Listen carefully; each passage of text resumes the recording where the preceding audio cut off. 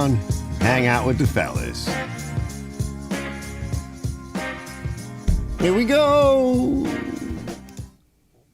What's everybody doing? Let me just check Mike. Hey, Mike. Lots of Mike stuff going on today. Lots of other stuff going on. We're going to come to something kind of funny real quick. Kind of funny, kind of torturous in a way. Sad facts about society today. But we got a lot of stuff to do. I want to say hey, everybody. So we got Mitch. Say hey, everybody to Mitch, Johnny, let's see, Robert and TJ. I've been so busy this week that I didn't even have time to release a video. I mean, I've been recording all kinds of stuff, but I haven't had a chance to put together a video. Like, I have some stuff that I've been kind of working on, and it's just a bit more complicated than I want to get involved with, that I have time to get involved with. So, been working out in the rain all day, and so literally just ate Chinese food, just shoved that into my mouth. So I'm sure that by the time we're done here tonight, I'll have that in the toilet, and I'll go in for a second round of Chinese food. I haven't had Chinese food in a long time, so it's kind of nasty, but you know. Yeah, it seems to be raining in a lot of places. Let's see what some of you guys are saying. So Mitch says, hey, Arch, how's it going, brother? Hey, Mitch. Johnny Robert goes, Arch not out for No Kings protest. I saw a couple of people walking into town with their No Kings sign, right? Johnny goes, we had one here. Don't think many showed up for it. Yeah, well, because, yeah. But this is a pretty red area. Yeah, here it's very mixed. Robert goes, P-Lady is taking her time to install Archie's makeup. Yep. Some guy just asked me, need a price for my what? Hold on, let me see what this guy just said. Need a price for, I don't know. Somebody commented. I don't do pricing. Some other dude actually hit me up. Let me finish. TJ says, good evening. Bravo goes, feeling domesticated today after 2 weeks of upper respiratory infection. Baked a fresh blueberry pie. Y'all come on over. Nice. Ooh, yeah. It's raining here again, Robert says, and Bravo says, you'll be hungry again in an hour. Yup. Absolutely. Like, this guy's asking, first of all, I don't give prices on YouTube. I don't do service really on YouTube. That's pretty rare. But some other guy hit me up on something, and I guess he lives in the area. And he asked me if I wanted to fix something for him, something, you know, like two-stroke, whatever.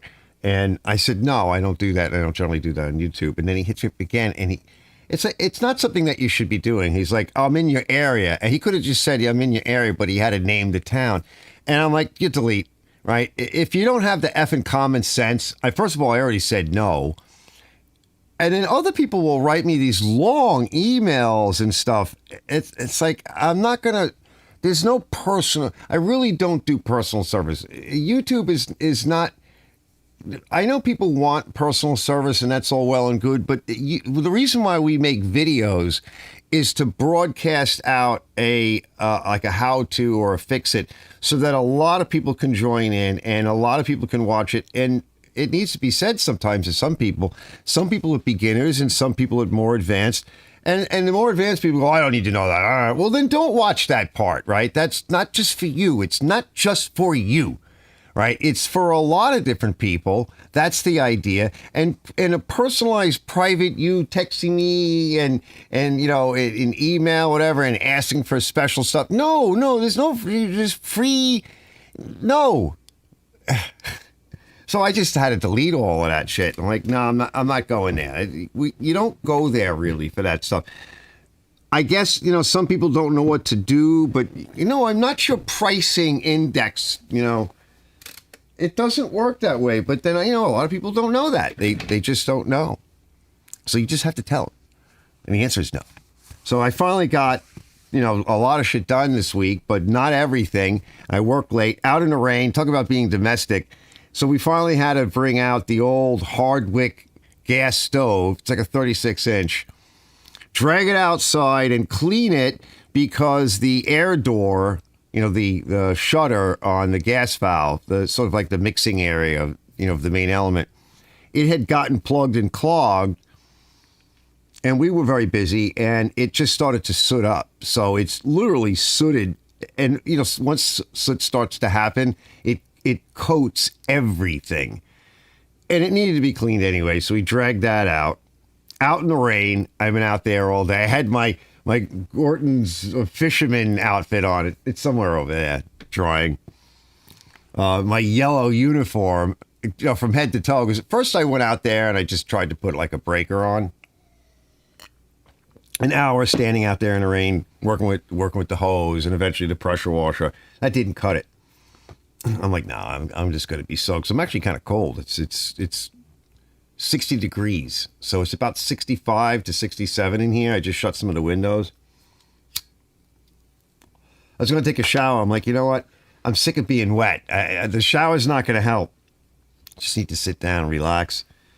So we finally got that back in. I didn't hook it up yet because it's still wet. You know, if this, in a way, it was good that the sun wasn't out because working with Super Clean. Thanks, Super Clean, for helping out. Right, working with the Super Clean without the sun and the heat, and a bit of rain, whatever. It stayed wet longer, which means it's working longer, and it just required a little bit less effort. It's an old stove. It's I kind of been kicking it down the road and enjoying it, and it works really well, but it needs a little bit of restoration, so I gave it a little bit of attention. Hopefully it still works. I don't know. It's sitting in the kitchen drying. Whilst doing that, we now have 4 cats, right? So I mentioned that Marley gave birth to 3s and the trifecta, so she's running around. Now she's in heat again, and her boyfriend is literally wandering around the property looking to get in. He was on the porch early this morning, probably talking to his lady friend. So she's all ready to have another set. No, not going to happen. Can't afford to do anything yet with the cats, but got to keep them inside, keep them out of the way. And poor old Mr. Doggy, I think he's done, right? I think the next couple of days will tell whether or not it's time to put him down because he can't get up anymore. Something happened yesterday morning. He's been struggling to walk, and I've been having to deal with getting him in and out of the house. He craps a lot in the house. He can't help himself. And then even if he craps outside, he falls in it, and you got to wash him. So he's been having a real hard way to go, trying to get around. And now I don't even think we can get him in and out without literally picking him up. I've been through this kind of shit before. Gave him some pain meds yesterday, and, it made him kind of sick. So he's just laying in the house right now. He doesn't want to get up at all. Doesn't want to do anything. He didn't really eat. He had some this morning. We'll see what happens, like I said, over the next couple of days. So while everything else is going on, that's going on. It's kind of sad. So I guess I'm going to have to go clear a spot in the yard and dig a hole. I think it's expensive because I don't think we'll be able to get him to the vet to do it. So we talked about, I forget what they said the price was, but, put him down here. But it's like sad. He's sad right now because he knows something. He's not right. He's having a hard time. He winds up sitting on his butt and his back feet come up in the air like this, and he can't necessarily bring them down, and he's really wobbly. I know, it's sad. Sometimes, like with the cats, like one door starts to close and the other one starts opening. What a horror. So between everything else, I just haven't had time to crank out another video. I've been doing a lot of video work and recording, and I'm going to give an update on Mike's brush cutter. And also, I just want to talk a bit about poor Mike's Magnum Opus, his Kohler Magnum Opus, 20 horsepower. I think Mike screwed up. And the other Mike, oh my God. So before we do that, let's just take a fun break after that depressing news. Let me just check to see what you guys are doing, and we'll just play something kind of funny. But yeah, the weather's crazy. Yeah, Robert says it's raining there again. Bravo goes, evening, Robert. Bravo goes, finally done with that stupid compressor. Oh my God, the gift that keeps on giving. Johnny's compressor. Check out his videos on that. TJ Energy goes, what's going on with this weather? It's kind of nice in a way, actually. I feel like we should, we definitely need more water. Mela says, he says, I watched a video from AJ Restoration. He restored a Yamaha MT 110 2-cycle lawnmower engine. Really? I might want to see that. That's interesting. Bravo says, He said, we've had the wettest spring in a long time. Also, no killing late frost this year. Really? That's good. All fruit-bearing plants are having heavy yields. Nice. We need that. Yeah, bravo. Yeah, the poor guy. He's like 15, you know, and for a white husky, that's a long time. That's a very long time. Oh, here's Big Mike. He goes, oh, I certainly did. We'll get into that story in a minute. Oh, no. Mike, what does he say to me? Hold on, wait. Because he kind of was sneaking this into me the other day. And he was kind of like sneaking it in. So he just showed me a picture of his huge property. Oh, God. He goes, he was sneaking this in. What did he say? Now he says, wait, hold on. Is that somebody yelling? Who the hell knows what's going on? Blew up the motor yesterday. She's sitting in the middle of a field. I guess the damage was done when the oil line failed. Yeah. He goes, found out that the Cushing blades drug down the RPM in the 2.5 foot tall. Oh, he just hit me up, so I lost it. It just went bing. Hold on. I got to go back up. 2.5 foot tall grass overworked the engine that I'm sure torched when the oil line broke. Yeah, we'll get to that. He goes, let's see. I don't understand. What a PTO bolted on here. Yeah. Blow up the picture. Hold on. Let me see.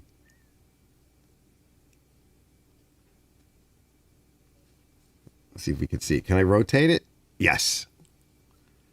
Oh, no. It's all by itself.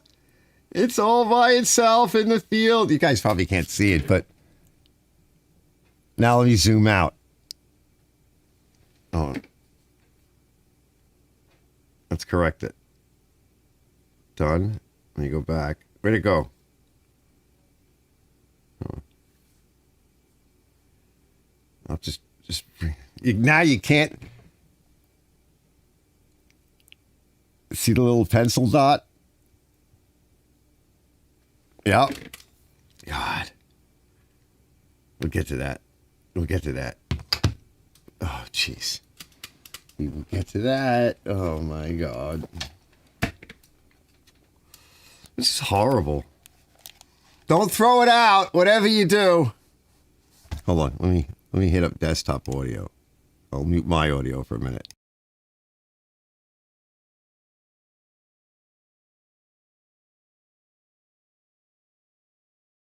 So I didn't do any editing to this or anything, so it is what it is. But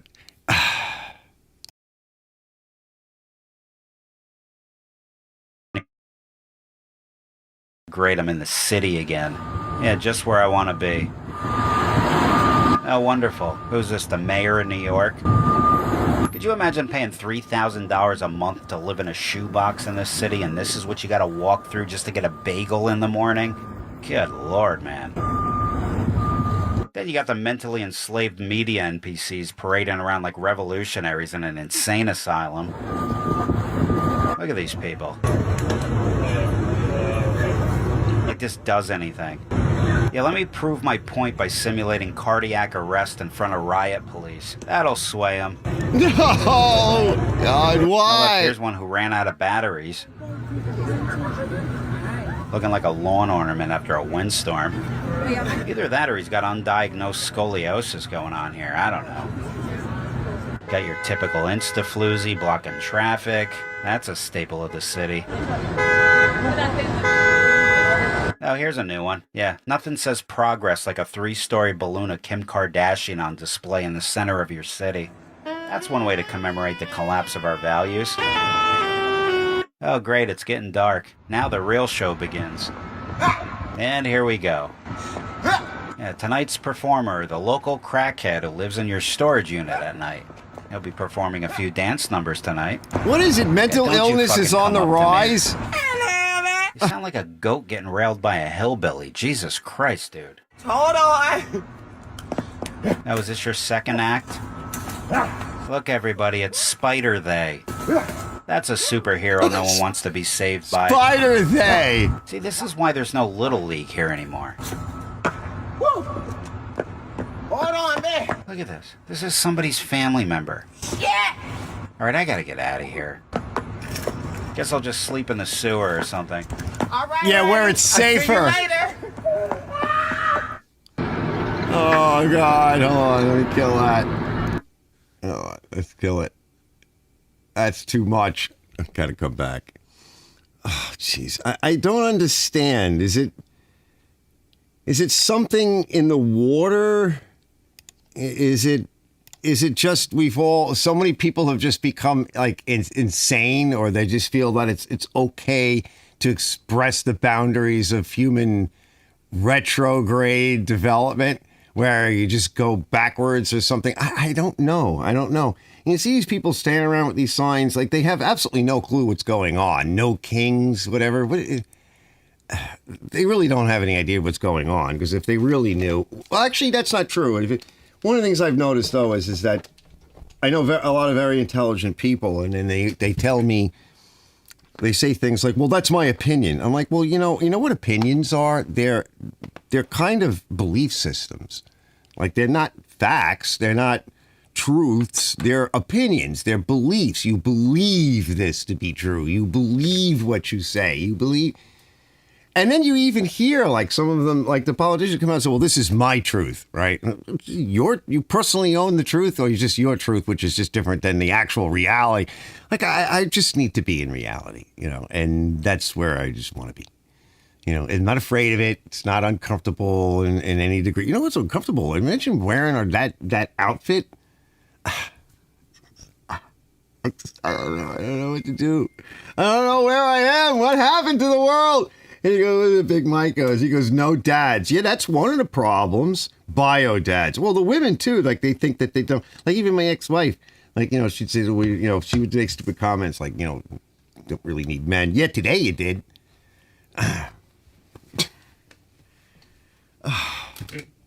This is so much of this floating opinion and lack of real sensibilities and reality, these waves going up. And people will ride them for a little while. Let me see what you guys, if there's any difference here. Let's see, what did Mitch say? Poor guy's getting old. What Mitch said, he goes, I'd like to see a video on how to match a correct dry belts or deck belts to lawnmowers. There's no one video you'll ever get on that, because there's really no one video you could ever do on anything like that. And that would be, by the way, that would be really hard to do that, because getting at the belts with a camera, a deck belt with a camera on a tractor. I've tried to do it. Just if you try to show anything on a deck, I try to do it on occasion up on the lift bench, right, where I can kind of stand in it somewhat crouched over and lean in, but you can't really show anything. And there really is no way to correctly do that. The best way is, like for a lot of the John Deeres where they have fractional belt sizing, if you try to put something else on, it might work for a little while and they'll start to slip. And when the belt starts to slip, it'll overheat, the cut will be crap, and you'll be cursing at the belt. So model numbers really is the best way. Sometimes the way I do it on these much older machines is I put on whatever belt I can, and I look to see how tight it is. There are some micro measurements, small adjustability on some of the pulleys, either an idler pulley or a guide pulley. If you clean your deck, the best thing I can say is clean your damn deck off, right? And then get in there, and sometimes there's a little bit of a micro adjustment on the idler pulley or even the tensioner slider. Some of the decks I've noticed, the better ones, have had a little bit of an adjustment. They don't just go through a hole. There's a little bit of room to kind of kick something forward or back a little bit. So if you do have a fractional size belt, or if you run into an issue, I've even seen this on some of the John Deeres. I don't know if people realize that, but you can actually do that. The other thing is too, is if you put a different belt on, and it's not a John Deere belt, for example, on a John Deere, and you either drill a hole or slot it and move it, the next person may not know that. And if you fix it like that and you give it back to the customer, they may not know that. Even if you tell them and they give it to the next mechanic or whatever happens, they're all going to be verklempt, because if you go buy a correct belt now and go to put it on, you wonder why it's too damn tight. You're blowing out bearings, so you can't get it on. So there's just no real single way that you could say, other than what I'm saying right now, is if you could show a little bit of it, but it'll be a very short video. It's just, that comes down to experience, a lot of it. Try to get the model number and get the correct belt. It's really the best advice. And if it's a really old machine, well, when you're working on really old machines, you gotta have your wits about you. Might have to be up your game as far as being a mechanic a little bit and play around. That's why I keep a lot of older belts, so that I can when I run into a problem, I put a belt on that fits to some degree. And I start measuring, and I start looking at the mechanism. And, older belts are usually worn, so they're going to give you a lot of slop. And then I measure the belt, and I try to find information on what the original belt size was. That was, by the way, I did a video on the Cub Cadet walk behind. And one of the first videos, maybe it was the second one, where somebody put a belt on it and destroyed the entire mechanism. The tensioner, bent the brackets for the tensioner, just messed everything up, bent everything up. And what I thought was interesting was the belt that was on there, it was too tight. And it was like a factory part number. And it turned out the belt was too short. It was too tight, way too tight, too short, but it had the right part number. So when I looked into it, I could see the damage, to the system. It was all broken now. And I looked at the part number, and I went to the Cub Cadet, to the manufacturer's website for that walk behind. And not only do they give you the part number for the belt, but they tell you it was like, 72 and a quarter. And if they say 72 and a quarter, by damn it, you better get a 72 and a quarter belt. Like if that's a fractional size, you better find that belt. It doesn't mean that always is the case, but, and I looked at the part number, and sure enough, I measured the belt that was on it. It was not 72 or whatever the number was. I think it was like 72 and a quarter. It was much smaller, but it had the right part number on it. And the mechanic that put it on, some of the mechanics that Contractor Mike has, either he's done it himself or he's used somebody else or bought it from people. It's always a problem. Everything that goes on is always a problem. So whoever did it wasn't understanding what they were doing, and they just went to being a part swapper, put the thing on, jammed it on. The blades probably, stayed running the full time. Cable probably didn't do anything. So I don't know at what point the person just couldn't understand that this was bad, destroyed everything. But I've seen that a lot. It's the difference between a part swapper and a mechanic.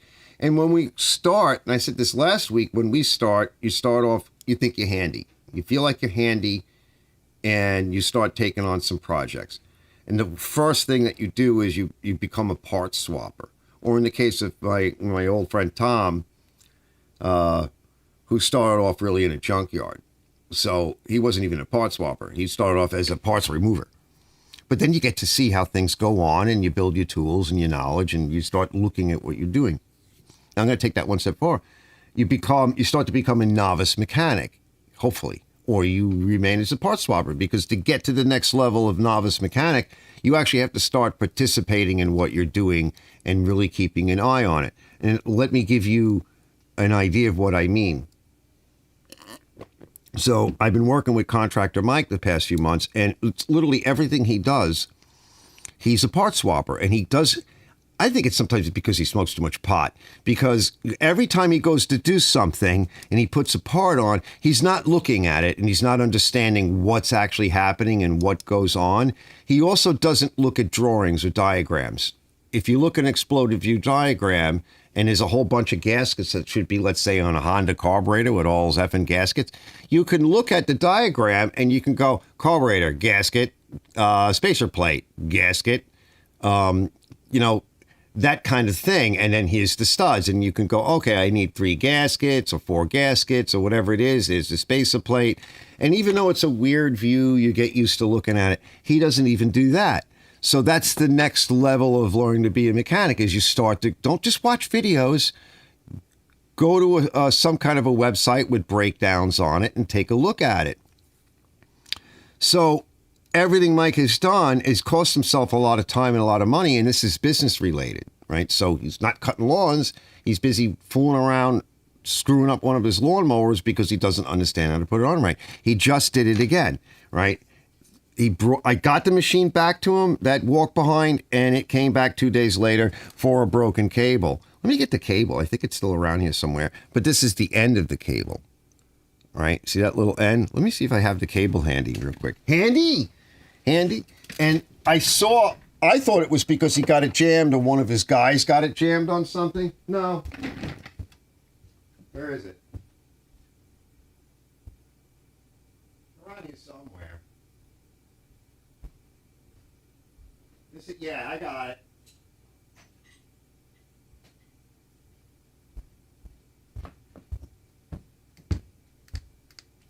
I got it. So this is the difference, again, between being a part swapper and learning to really be a mechanic. But some of this has to do with understanding, like, what it is you have in your hand.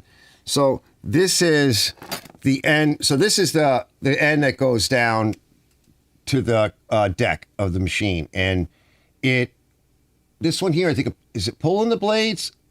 I think it pulls in the blades. Yeah, so it's got a spring on it. And he couldn't figure out how to get that on either. And then over here, I'll show you. So here's the end that snapped. That's some snap, huh? And this is what went on there. So this is up on the handlebar, and you pull down the lever. And what's supposed to go through that is a shouldered bolt with some threads on the end, but mostly it's a shoulder. It should fit, not snug, but it should fit kind of loose, but take up all that space. Cable goes on the end there, right? It snaps in. It's got a snap over here. And that shoulder bolt, got a little nut on the end of it, and it allows the cable to move freely. So just like this kind of allows it to move freely, so it can go like this. What he did, now he bought a new cable, and in the package came the new cable, and it came with the proper shoulder bolt, but I guess he opened the package and the nut fell out. And by the way, the shoulder bolt's nut, the threads were a number 27 metric. It's something that nobody alive has other than the nut that was for that piece in the package, which he lost. So he didn't even know, he didn't even bother to look in the package to see what was there. The other cable, I'm willing to bet, probably had the nut and bolt, the proper shoulder bolt, but he didn't look in the package because he's not looking. He's not looking at anything. And so he used a regular bolt and then clamped this down on an angle to the thing on the handlebar, like this, right? Clamped it down, and I explained to him why it broke, Mike, is because this is supposed to be able to slide to allow the cable to move as you rotate through the arc, right? It allows the cable to move. What you did was you locked it at an angle, and then every time you push that handle down, you flex hardened the cable. You work hardened the cable. And I said, anytime you take a piece of metal and you bend it at these extreme angles, like a right angle, and you keep doing that, I said, you can cut a piece of steel like that, any piece of steel. You'll just snap it. And if you score a line along it, you'll break it on that line. So you took the workability of the cable, what a cable does and can't do. You made it do brand new what it can't do. Without paying attention to any of this or understanding any of it, you forced it to do something it can't do, and it broke. Go one step further. He was supposed to come over. He goes, oh, the starter motor broke again. This is his 7th starter motor in a couple of weeks on his 90-something Chevy truck. One of the most common, easiest to do. I said, Mike, that shouldn't happen. It's not the starter motor. It's something you're not looking at. I said, did you and your father look at the little gear on the starter motor? No. 7 starter motors, you haven't looked at any of the gears? No. Did it come with a little shim? I think so. I think it's in my glove box. But we took it out because we didn't think it was doing anything. Well, how would you know? I mean, you haven't looked at it. Did you look at the big gear, on the flywheel? No. It sounds like it's grinding. He says, and I replaced the cables and everything. I said, no, it's grinding. And 7 starter motors, and you never once thought to look at the little gear or put any lubrication on it or see if you're missing a tooth or no. 7 starter motors later and still has the same problem. I mean, the cost of that, like, bring it to a mechanic. Like, for all of that, you could have had a mechanic end it. I mean, this is your work shit. So sometimes when people start, I said, why didn't you look at it? He goes, well, just trying to stay focused on the business. And this is what he was doing to me. He would drop stuff off and then take it back. And I'm like, Mike, there's no revolving door anymore. Like, it's not your place to store stuff. If I'm not working on it, you can't drop it off and then weeks later change your mind. That's not working. None of this is working. And he will sell the stuff that I build and buy something else that needs a ton of work. And I don't understand that either. So it's just a lack of understanding of what you're looking at and what you're doing. And I think that's where a lot of people get into trouble.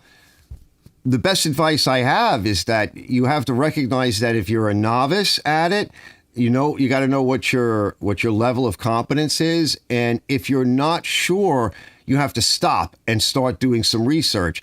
But he had said to me, I just need to take everything back and I need to work on it myself. I'm like, but Mike, every time you work on it yourself, it doesn't come out right and you screw yourself over and either you sell it or it winds up at my shop again. His attitude was, I need to be moving forward, so I have to do something. No, you don't move forward by making the same mistake over and over again and ruining things and not installing it right because you don't know.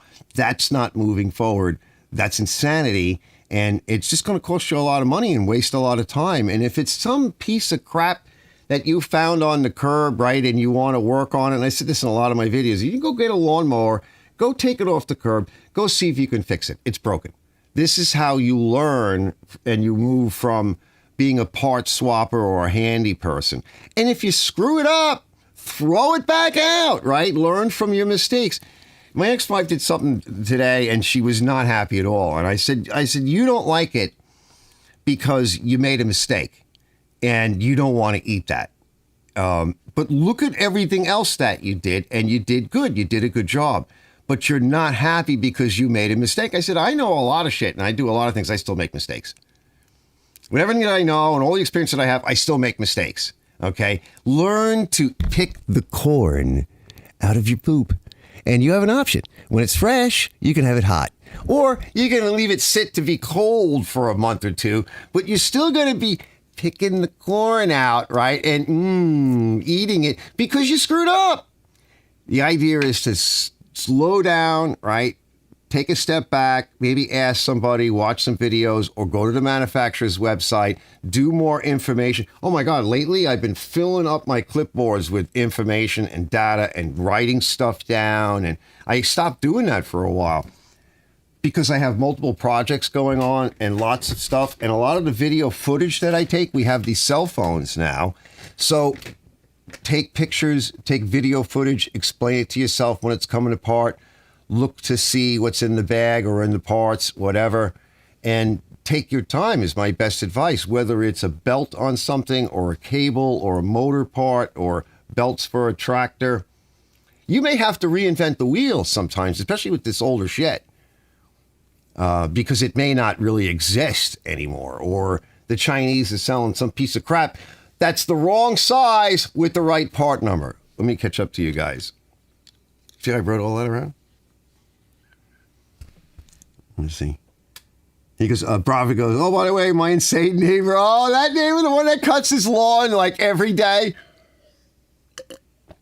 Cutting it in the rain. No deck debris, though. He just cut it the day before yesterday. Yeah, that's an obsession, right? He doesn't know what else to do with himself. That's what I'm saying about this weird stuff that's going on. It's almost like people are getting a touch of insanity, right? I'm like, come back down to earth. Come here. Sit here with us, right? On earth. right? Forget about the aliens and the demons and the gay people that want to wave flags around, right? Because those are not the normal ones, right? Just forget about all that, right? And the kings and all. Just no. Shh, calm down, right? It's gonna be okay. A lot of the shit you can't change anyway by waving some flag somewhere or whatever that, or some sign. Notice that nothing changed, even though you're waving your sign. Just come here, sit here with us, hang out, take a chill pill, right? And just be normal, right? Just let it go. It's no big deal. He goes, no, Dick, the resign now, it's just unbelievable. Robert goes, MTD requires the belt be an MTD OEM belt, right? My Powercraft by MTD required the blades to be exactly 21 inches of length. Yeah, because if you get these weird sizes, knockoff sizes, they might hit. Mark says, he goes, sorry I'm late, everyone. I had folks looking at a van I have for sale. Oh, nice. Let's see what Brett's doing. He goes, there's Arch, like button pressed, and you know what follows. Dilly! Bravo goes, his obsession with his lawn is driving me batty. Yeah, don't let it. Jamie O, he goes, Arch, you're being kind by saying a touch of insanity. Yes, yeah, a lot of people are totally cooked. It's the pressure. It's the pressure of the world. It's weird. Like there's, humans sense pressure in strange ways. Like I was saying to my ex-wife, I'm like, you're just really, and you're mad because your dog is dying and your daughter's out with your car somewhere and God knows whatever the hell else. All of these little things, whether you're a man or a woman or it doesn't really matter, whatever it is, all these little things, like they build up, right? They kind of like Johnny's saying, like just watching this guy. You hear it. It's snowing, bro. It's snowing. What are you doing with your lawn tractor? Stop right now. It just gets to you. It's like you see this and you just like that guy, the thing I just showed you, right? The guy's just kind of looking out on the street on any given day. And what you're seeing is like a movie. It's a really bad movie. Right, I got others too. Hold on, wait. Let's do a little bit more insanity. While we're here. Okay, hold on. I got a little bit more insanity. I think I got one more. I'll do. Right, I didn't put them together or anything, but that's okay. We don't always need to make a fuss over everything. Let's see. I think I got one more. Here's a couple of pictures I had. This guy curses too much. This other guy was doing something. He curses too much though. It's not really appropriate. Way too much. Hold on. This one. Oh, yeah. Wait. Speaking of insanity, hold on. Yes, this is the Satanists. Hold on. We got to do the Satanists, fellas. Yeah, I can't blow it up right now because I usually do that at edit, but yeah. I think this is that, that black Christian guy, if you've ever seen him, he walks around, hangs out in the city, and he tries to tell people about Christ or whatever. And he's very, he'll discuss it with people or whatever. He's very tolerant. I think that's the guy, although I may be wrong. But he walked up to these people doing something, I don't know. But you'll see what I mean.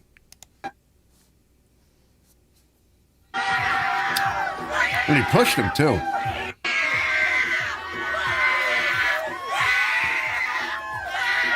You see what I mean? That's like these people are possessed. Look at them, they're like freaking out. All right, make that stop, Arch. Make it stop. Okay, hold on. I'm coming back. Stop! Stop it. I thought I pressed the pause button. How do I kill that? Hold on. I got to make that go away. I got to kill it somehow. Where's the kill button? Yeah, there we go. I'm coming back. Oh my God, it's horrible. So, if there was ever a thing where maybe people are possessed, for maybe years ago, I would have thought, after seeing The Exorcist, whatever, when I was a kid, well, you might think maybe it's true. Maybe people, who knows? I don't know. I've never really seen anybody possessed until the past, 6 years.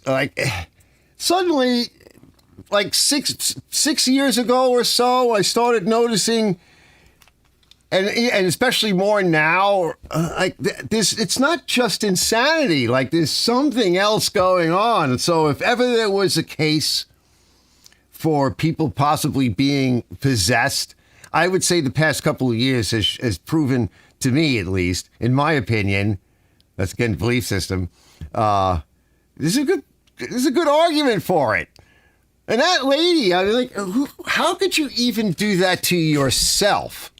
To behave like that in public, to another person, that's not even insanity. Although they did close down all the insane asylums. Notice they don't exist anymore. We used to have one up here. I think Malhouse asked me about the one in like Kings Park or something. I'm pretty sure they tore all of those in, what do they call them? Infirmaries? I don't remember. Something like that. So yeah. Let's see, probably goes door and says dilly dilly or meow, whatever. Yeah, and Roxy says dilly dilly. My kitty is, now like I said, she's in heat. But even when she's not in heat, she doesn't just purr, she coos. Brrr, brrr, brrr, brrr. Right? She'll do that. Now she's really doing it. And she sticks her butt up in the air and she rolls on the ground. So she's probably going to be in heat for the next, week or so. So she's a mess. Still feeding her kittens and whatever. And they're not sure what they want to do with the kittens. I'm like, so I don't really touch them. I don't need to be getting attached. Liquid issues, all kinds of, who the hell knows what's going on. Let's get to Mike. I want to show you a little bit of Mike update. Real quick, we're going to get to Big Mike. So I brought, by the way, just to end the other part of it, I brought contractor Mike over and I fixed the cable for him and I kind of had him do a lot of it. But I said, Mike, I'm going to stand over you. When I was younger, a lot of people that were older than me stood over me and, what are you doing? You're doing it wrong. This is how you do it. So I'm going to stand over. That's my job for today. Right? I'm going to stand over you and yell at you and try to show you some stuff and teach you some stuff. He's like, okay, that's fine. So that's what I did with him the other day. And I gave him like a kind of like a pro bono day. What did he pay me? He paid me in, and speaking of MTD, Malhouse, he gave me an MTD, one of them new crappy ones with the bag, front wheel drive. It seemed to run. He gave me that. He gave me a $20 bill, a pack of cigarettes, right? And I'm like, okay, I'll barter, for sure, right?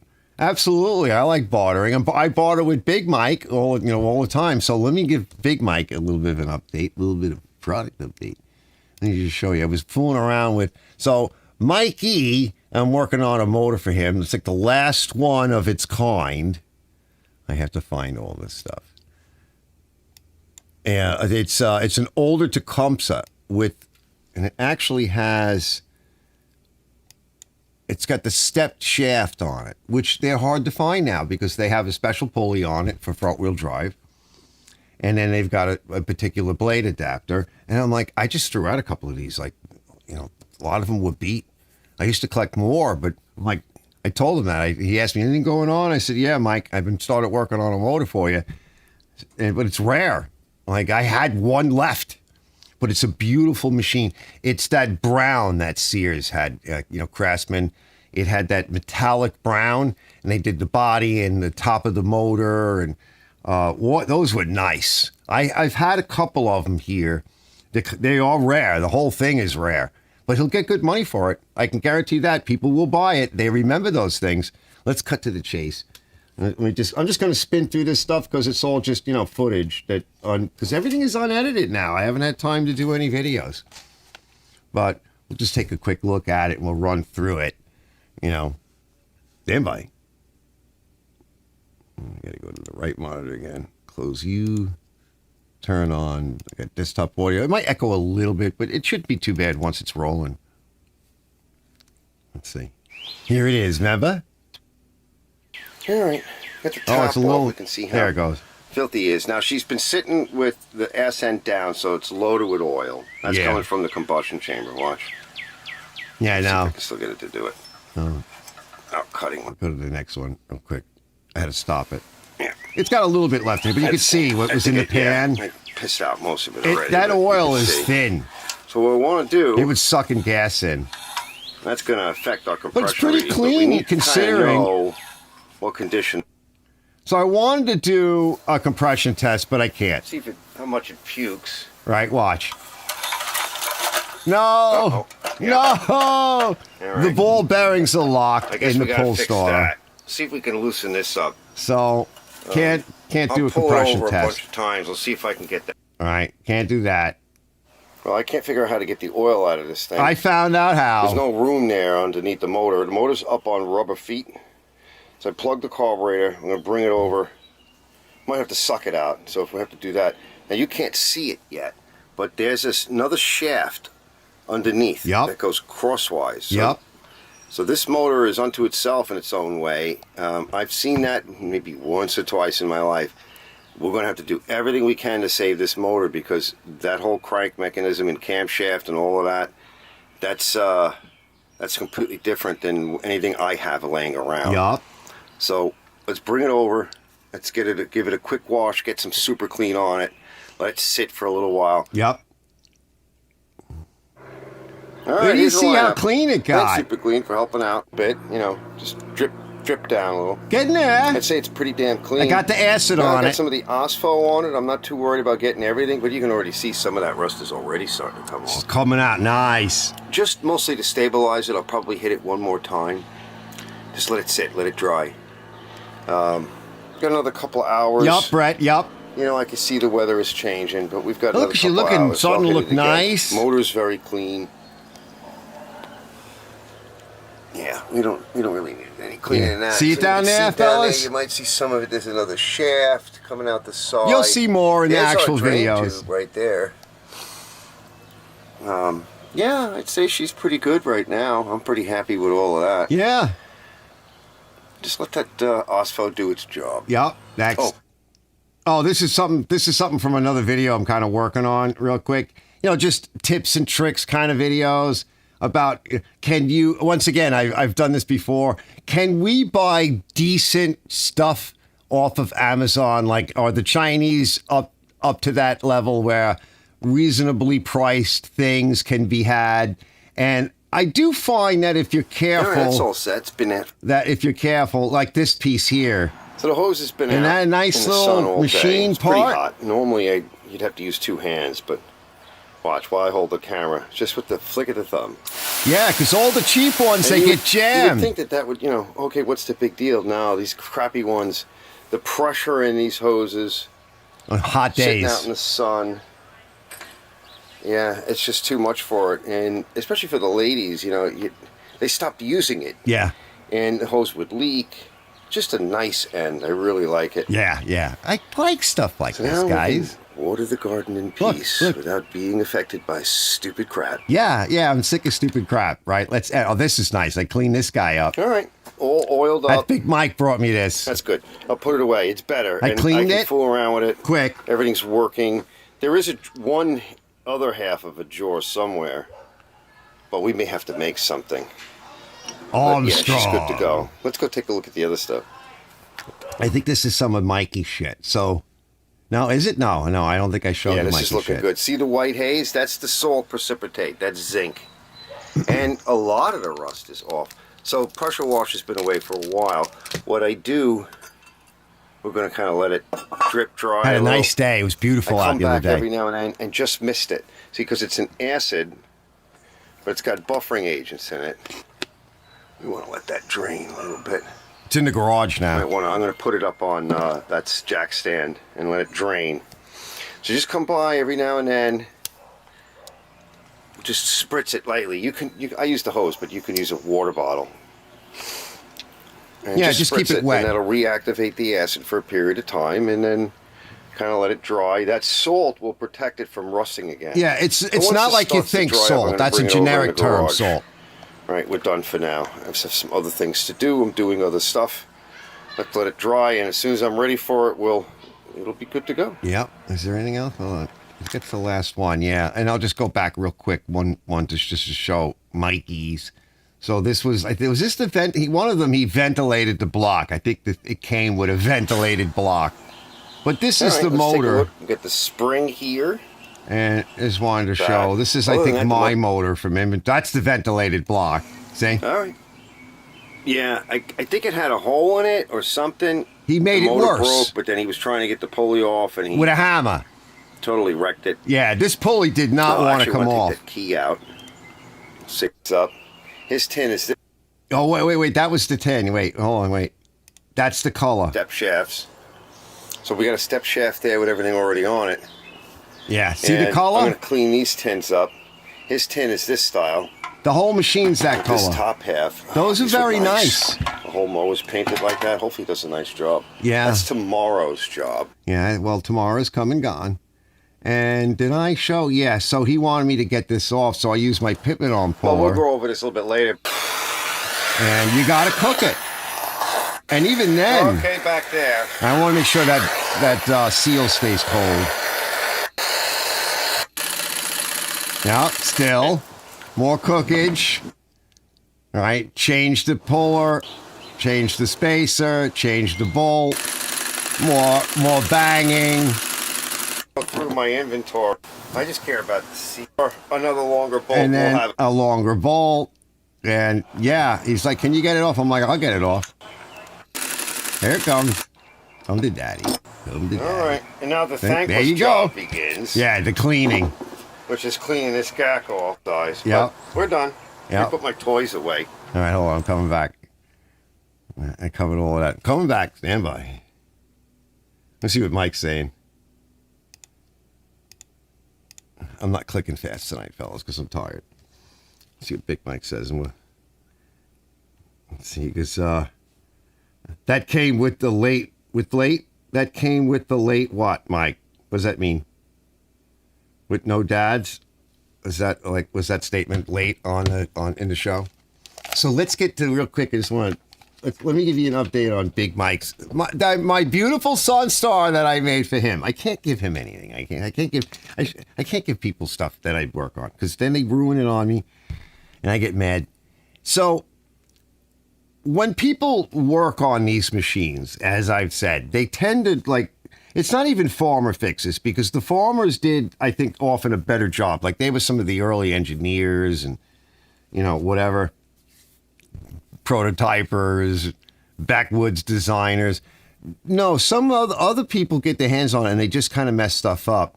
And Mike's tractor, like mine, but more so Mike's, it had a lot of things on it that were not right and that were either broken or the person had it and hokied it up. And I mean, I can't go through everything. I mean, that's a lot of time and a lot of money. But one of the things that the guy put on was an oil pressure gauge, and he actually used the copper tube, which comes with a lot of these kits. Now, guys like me that are into cars and hot rod. Years ago, we'd put on the Sun Tune, Sun Pack, and oil pressure ammeter and voltmeter or vacuum gauge or whatever. And it lived on that little console and you screwed it up underneath your dash or whatever. And a lot of them, they had the nylon, vinyl, plastic tube. And somehow or other, that stupid thing would break or it would leak at the fitting on the end. And it'd peel over your leg and your shoes and whatever. Usually when you're on your way out with the lady.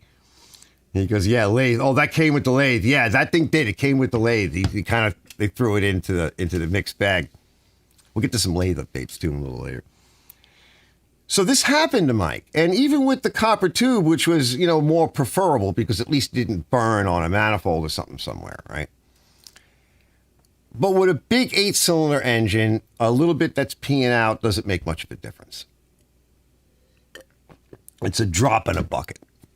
Not in a 20 horsepower Kohler motor that doesn't take but, I don't know, a quart, whatever. I forget what it is, Mike. What is it? Like a quart, maybe a little more? I don't remember. Actually, for a big 20 horsepower motor, they don't take a lot of oil.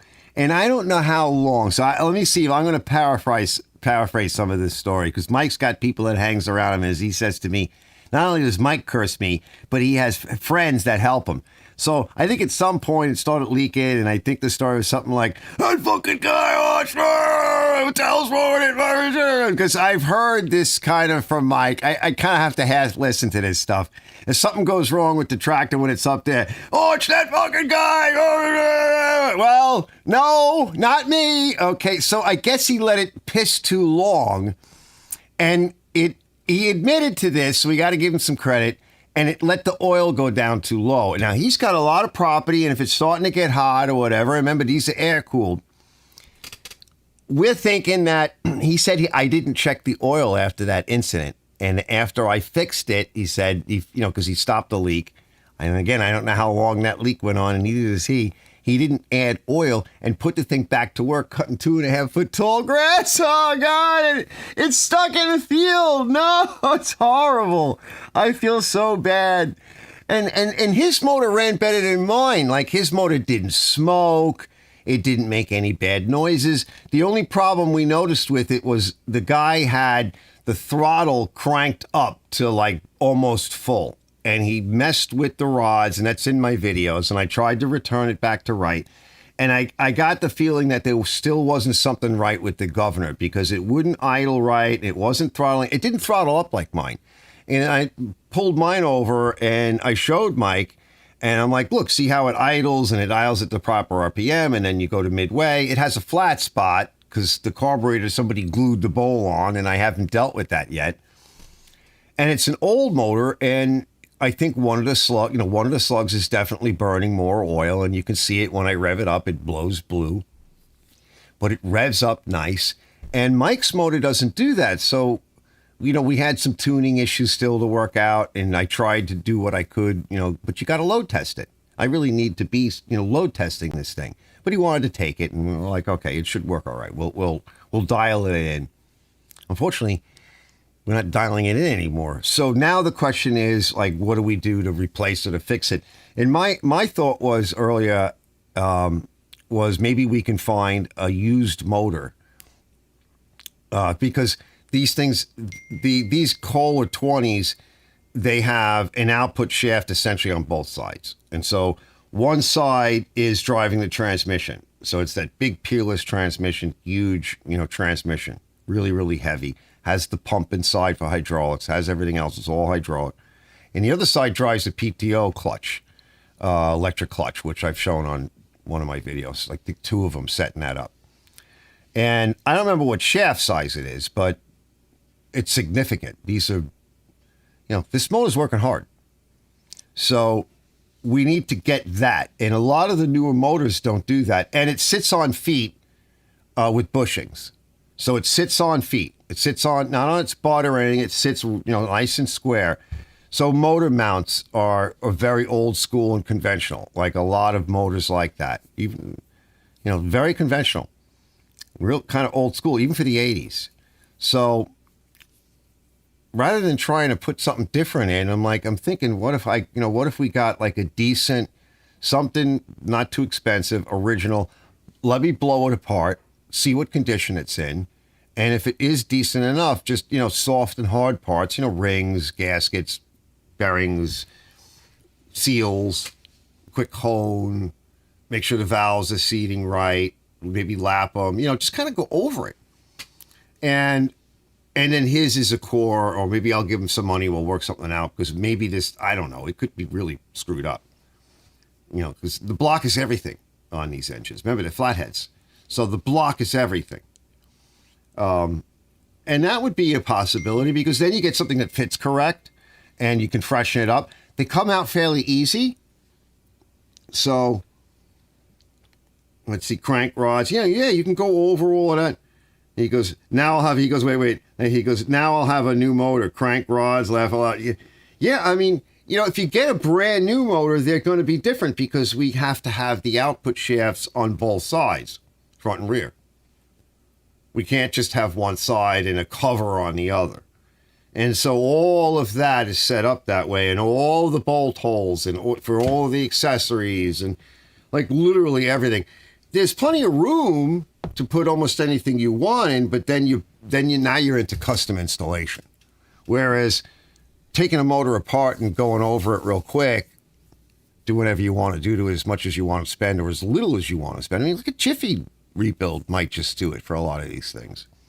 If they're not too far out of whack, I mean, because, rings get tired. Even, if the cylinder wall starts to wear, as long as it's not too worn and doesn't have any bad scratches, a lot of times what happens is everything just gets all gooled up and the rings are tired.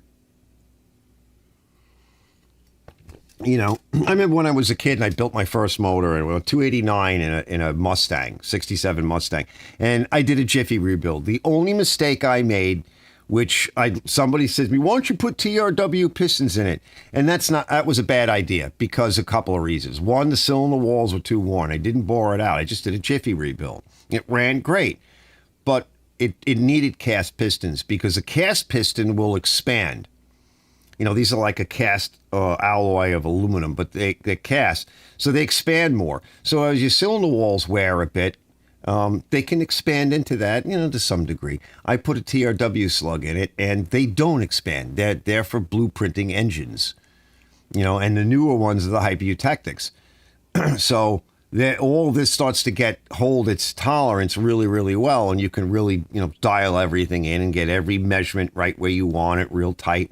Well, the TRW slug didn't want to expand because it doesn't, so it started to rattle in the bore, and of course I was revving the snot out of it because that's what 289s do, and 18-year-olds, and it snapped the skirt right off the side of the piston, and right underneath the bottom ring, the oil ring.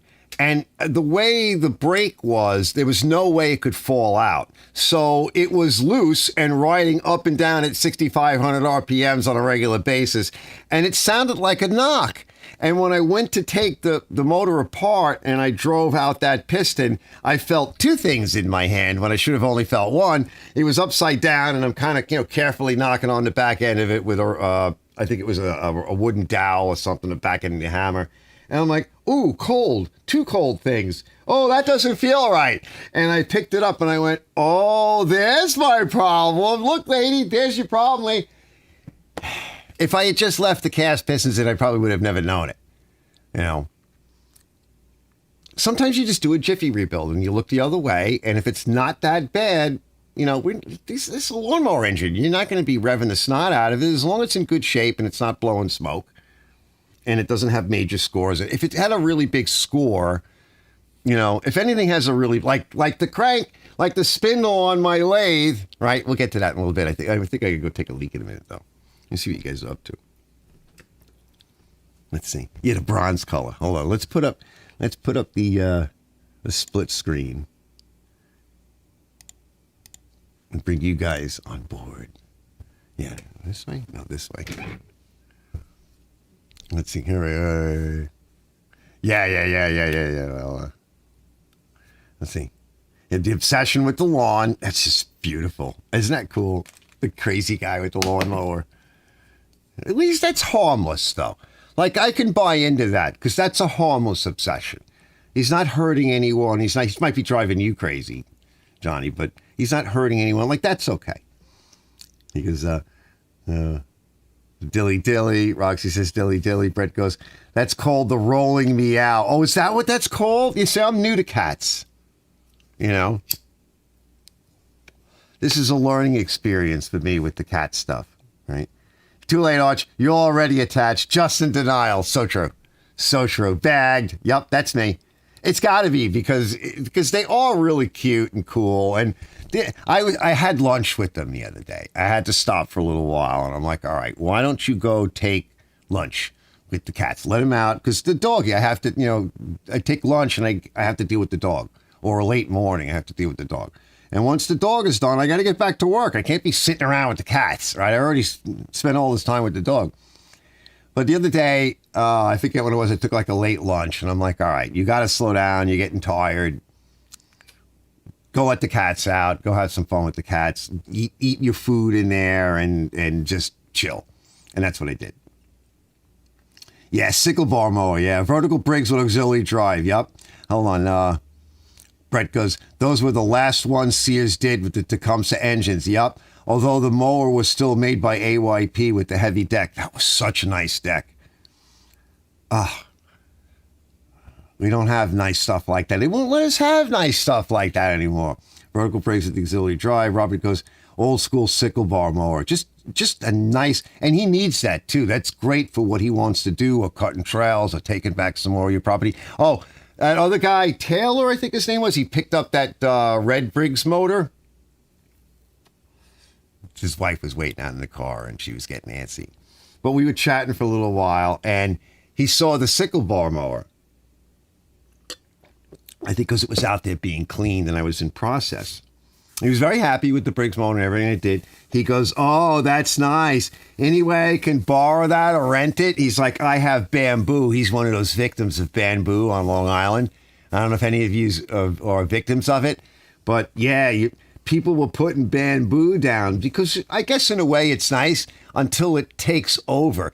And he was looking at it with the nice big, fingers, the cutters on it on the sickle bar end. He's like, ooh, can I have at that? He's like, can I borrow it? Can I rent it? I'm like, it's not my job. It's not mine, right? Mike wants it back. Yeah, that's perfect for laying low the horror of bamboo on the Long Island property. Like I said, it has its uses. It grows good here, actually. It grows pretty good here. It stops growing after a while, but then it really grows around this time of year. Let's see. It's worth putting oversized rings. Is it worth putting over... Mr. Somebody. Okay, hold on. He says, is it worth putting oversized rings on a Briggs 875 engine? I got 32 PSI for compression. Well, no, but it might be worth re-ringing it. I don't think I would tell you to put oversized rings on because you need to be able to... If you get an oversized ring, you got to fit it to the bore. You're going to have to spend a lot of time with that. And most likely, there's a score or 2 or 3. Because usually when I get that level of compression, because most of these Briggs motors, there's no steel in them. All right, it's aluminum bore. The only ones are the heavy-duty ones, for the heavier applications. When you bought that. Most of these mowers and stuff, they're aluminum, and they get scored. And there's nothing you can do with that. That's cost effective. Nothing will fix that. I've had some good use and good luck with the axial, the horizontal shafts. And I think on one of the videos, I don't know if I ever released it, but I had the 3 variations of it's like a 190C overhead valve, axial, horizontal motor that they put on a lot of things. And I think I laid out 3 of them when I was talking about the difference, but I don't think I ever put that video out. And one of them is way more commercial. They all look the same, but they're using some different stuff inside the motors. And one of them is just homeowner brand, homeowner quality. And there's nothing fancy in it. There's no steel in it. They don't last as well. They're not as good. And if they screw up, and I think I had one, and I've shown a few that I've opened them up inside, and the valves get stuck. And yeah, if you don't have parts motors laying around, they kind of wind up just as garbage. So you got to look inside. Take the head off. Take a peek in there. If there's scoring, next. So Brett goes, my Simpson is still in my kitchen. Yeah, nice. Saw Roxy rubbing her head against the front of the recoil. As well she should. Yeah, the bronze color. Almost 2 quarts with the oil filter, Brett says. So that's probably the Kohler. Double arches. Mater goes, hey, Mater. He goes, put an electric start on this Predator wood chipper is not easy. No, it probably isn't. I saw a little bit of that. It came with the flywheel. You can check out Mater's channel. He bought the Predator electric start kit. That's one thing I'll say. Like the Predator has been growing on a lot of people, for quite a number of years now. And that is one of the things that I'll say is nice about like the Predator, at least the Predator. Some people start to talk about the Power Mar or the Power Starter, whatever the hell that is, that stuff. But the Predator there's a lot of stuff out there for it. And, I do like a lot of us that have bad backs or getting older. Electric start is nice, or some of the other things that you can put on it, or hot rod it for a particular application. And they're not terrible. And Tyrrell, I think, correct me if I'm wrong, fellas, Tyrrell had taken apart a bunch of motors, including the Predator and some of the Briggs and some of the others, and he was just showing the similarities and how they're almost the same. Because there's only so many ways you could build one of these things. The Hondas and everything else. I mean, it's a single piston, small engine. There's only so many things you could do. So you could say, well, they're copying. I saw a lot of the earlier Toros and stuff, from not from my generation when I was young, but, a bunch of years back, I don't know, 10 years ago, whatever it was, 15 now, I forget. They're Chinese motors, but they're Kohler knockoffs. They're kind of like the Honda, but they really look to me, they look more like the Kohler. Like they looked at the Kohler and they went, we can copy that. We're not going to do the Honda. We'll do the Kohler this time, right? And that's what they were. And they were okay. I think in some ways they might have even been better than some of the newer Kohlers. Because, you know, Kohler started coming out with all these silly combinations of carburetors and choke mechanisms with different rods and different things. And I'm not going to inventory all of this. For all of the inventory I'd have to keep to support Kohler, I might as well just go find 5 more Briggs engines and pop a effing flathead Briggs engine on it and be done. Got a Briggs on it now. Thanks. Throw the Kohler out, give it to the scrap guy, right? So I started doing that. I'm like, we're on a roll. Let's just grab all of the Briggs motors I can find and just, Tecumseh's no good. Next. Briggs motor. Oh, Kohler crapped out. Next. Briggs motor. Right. Except for the Hondas. Like the Hondas for a while, I don't know why I did this. And I still don't know why I sold my HRX, but I needed the money. My second HRX. But I started saving Honda engines for some reason. Something little birdie said, Arch, you're coming across all these Hondas right now. Why don't you just take them and put them to the side while you're collecting Briggs motors? Why don't you just use up some of the Briggs motors and save onto your Hondas? And by the way, just to add to that, before I go take a leak, the one mistake that I did make, which I'm kind of sorry for, is that some of you may know, like the lawnmower style, you know, vertical shaft. When Briggs first started coming out with the overhead valves, it was a bigger motor for a heavy-duty application. It was a little bit bigger. There were 2 variants of that. There was the very first one, which is There was a second variant of that they kind of dialed it in. These were heavy. These were big. Overhead valves. Then later on, they make what you see out there now. Okay, which is okay.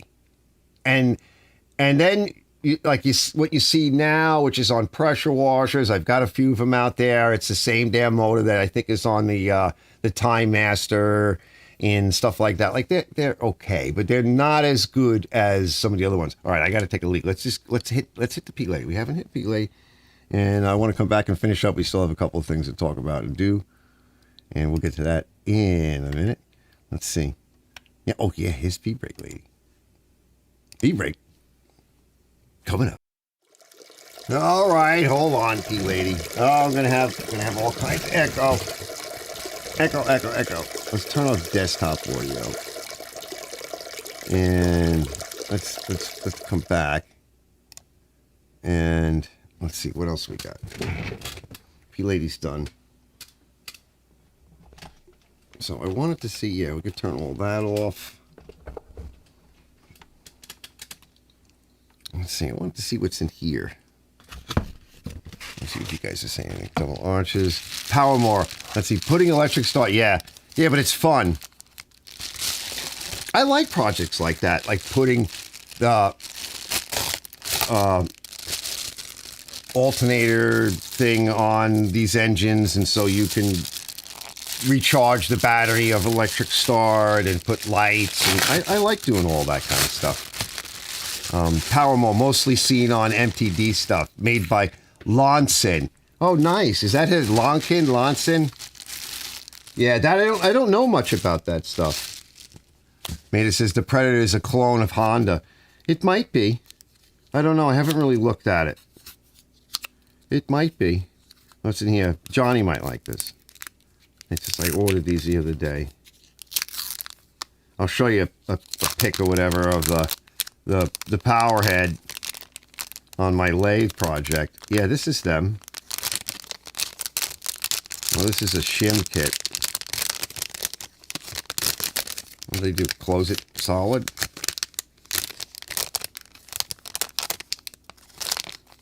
I think they heat treated it. Yeah, let me open it. Hold on.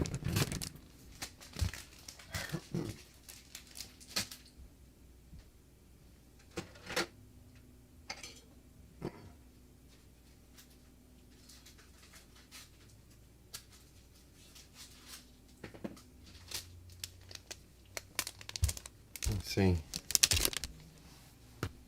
Whilst everything else is going on, I'm still working on the lathe. Let's see, which way am I going? Yeah, something like that is good. Let's see, I can actually take that off. Let me put that back. This should be a shim kit I ordered. Let me just check it. Just came. They're like razor blades. Razor blades. Laser beams. Yeah, they should be labeled. Yeah, they're labeled. This is a steel shim pack. Different sizes. I think it's like less than 1,000, 2,000, 3,000, something like that. 1.5. They're like 6 inches by 1 inch. All these different sizes, and I'll show you why. I'll just show you real quick. To sort of update. Whilst everything else is going on, right? I'm still working on the lathe when I have time, which I'm up late most of the time doing that. Because that's like when I have the time to do it. I think there's a couple of views. Let me just kind of whiz bang through it. And is she still peeing? Yeah, she's still peeing. Hold on. I have to double hit it. Yeah, sometimes you have to. Oh, she's still there. Hold on. Let me just make sure. Yeah, we can shut her off like this. Yeah, that shuts her off completely. Yeah, P Lady is pissing backstage. I like that. That's kind of cool in a way. P Lady is backstage peeing. All right, nobody has that. Only we have that. We have P Lady backstage peeing now, right? Who'd have thunk? Only the crazy people that show up. This is like the what do they call that in California? The people that made all that music back in the 60s? The Wrecking Crew. Like, we're like the Wrecking Crew, right? For Arch's Garage. Yeah, totally. It's Arch's Garage Wrecking Crew. Come join Arch's Wrecking Crew live Saturday night, 8:30, starting at 8:30 Eastern Standard Time. Join the Wrecking Crew. Get out the shop vac. Yeah, she's making a mess, right? Like the dog and cat in the house. Hold on. So, yeah, I'm just going to run through this quick. So Johnny might approve of this. So my latest and greatest, working on the latest. Hold on. Since I'm not sure where anything is. Let's see. Because I just keep recording because I don't have time to, put them into videos, which is okay. That's what the cold weather is for, right? Right now, it's like, what does Ken say, right? That's why he's so busy all the time. And then a lot of times his Saturday lives are like, no, he's not really there. Because you got to make hay while the sun shines. He's busy. I was too busy today. All right, so it's up late. So that's what it looks like. And it's all painted. And you see, I got some extra feeler gauges laying around.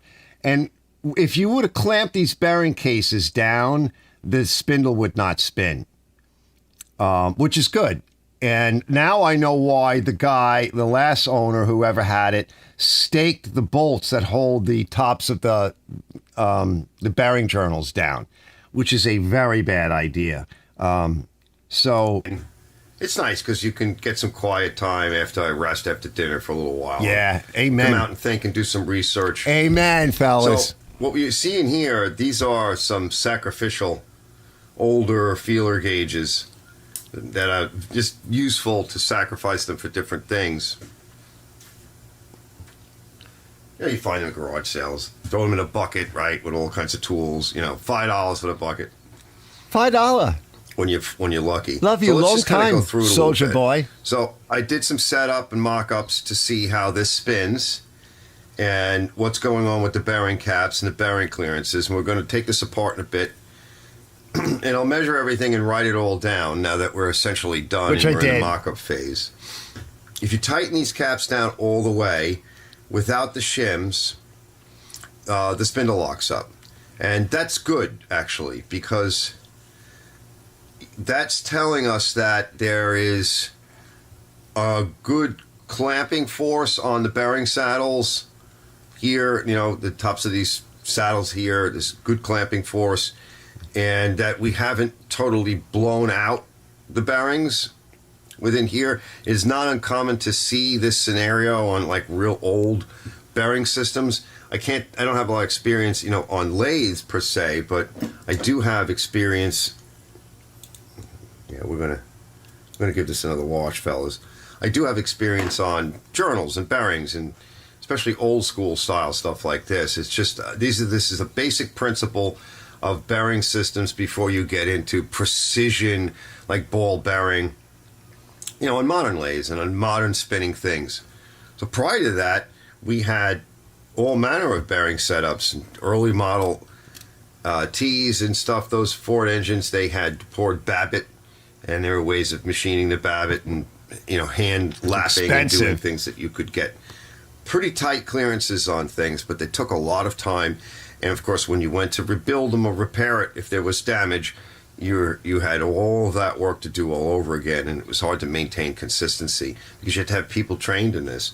Most people wouldn't know what to do, which is why I can see, and I just want to show you this view here real quick, but I can see when we go to the top view why. Now I understand why the person pimpled and dimpled the bolts and the bearing caps on the top in these bores, in the bolt bores.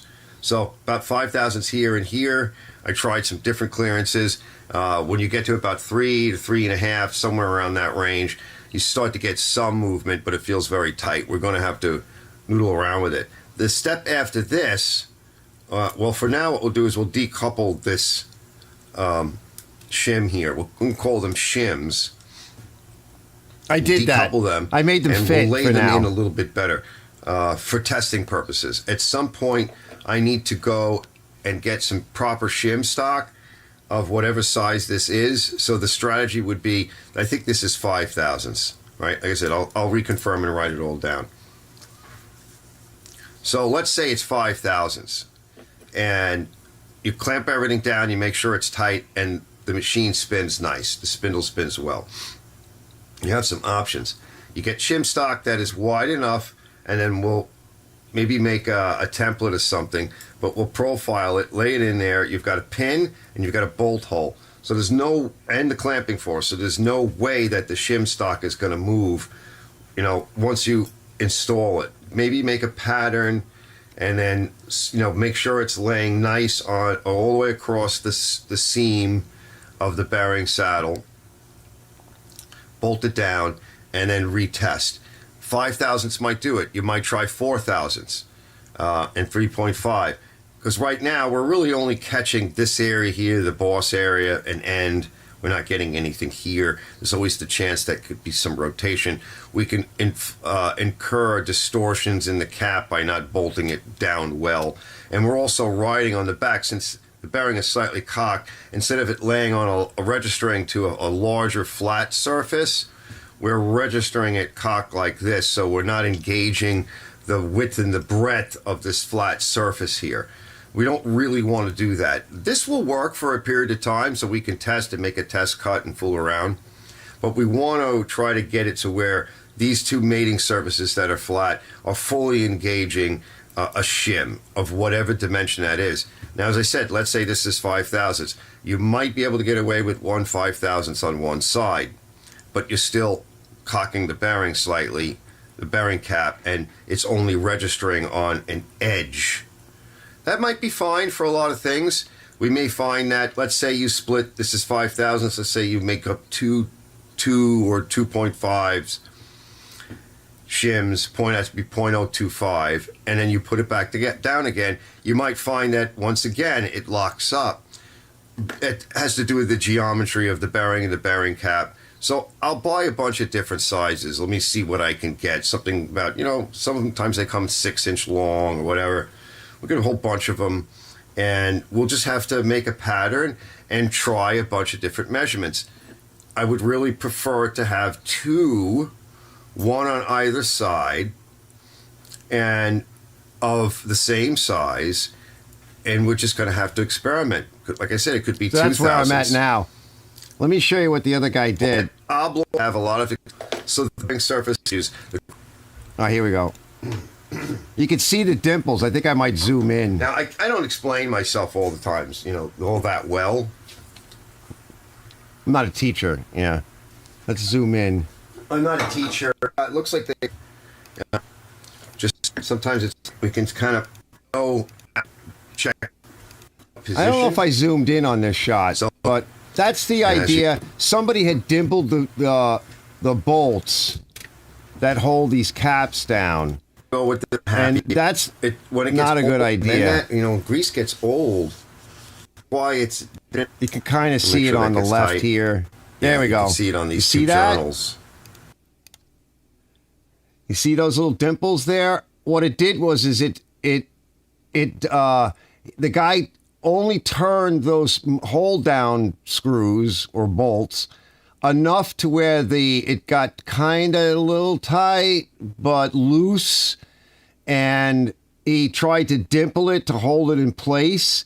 And what that would do is that top cap would basically just move around, which would mean a spindle would move around, which would mean your cutting work and cutting tools would be flying all over the place, which would mean it's not a lathe anymore. It's some random act of metal cutting. No, that's bad. Well, that's common numbers on either side together to measure the inside board. No good.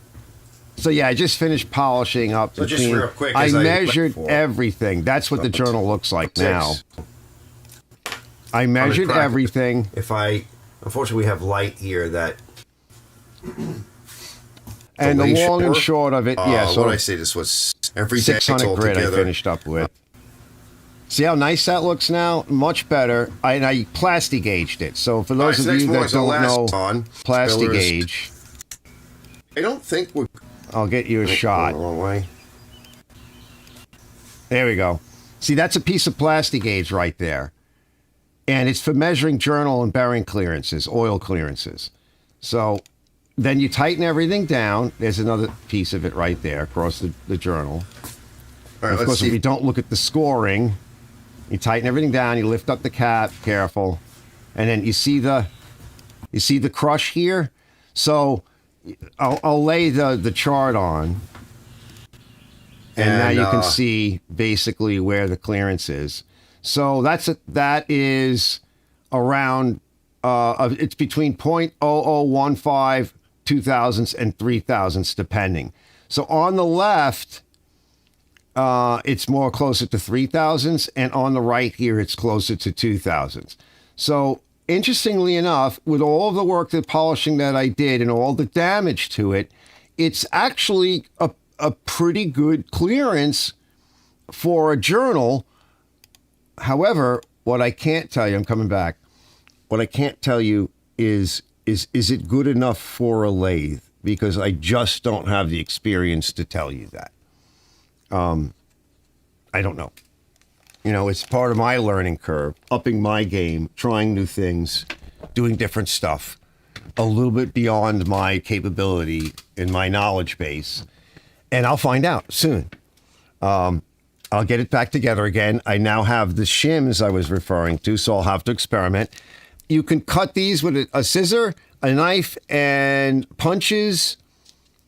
And I'll make a pattern, and I'll experiment, and I'll fit them in place, and I'll test them. I've been writing everything down and measuring everything, and I'll have accumulated a wealth of knowledge and understanding, and I'll get it together to the best of my ability, and then we'll spin it, and we'll put a dial indicator on it, and we'll try to get it to move and see what the run out is.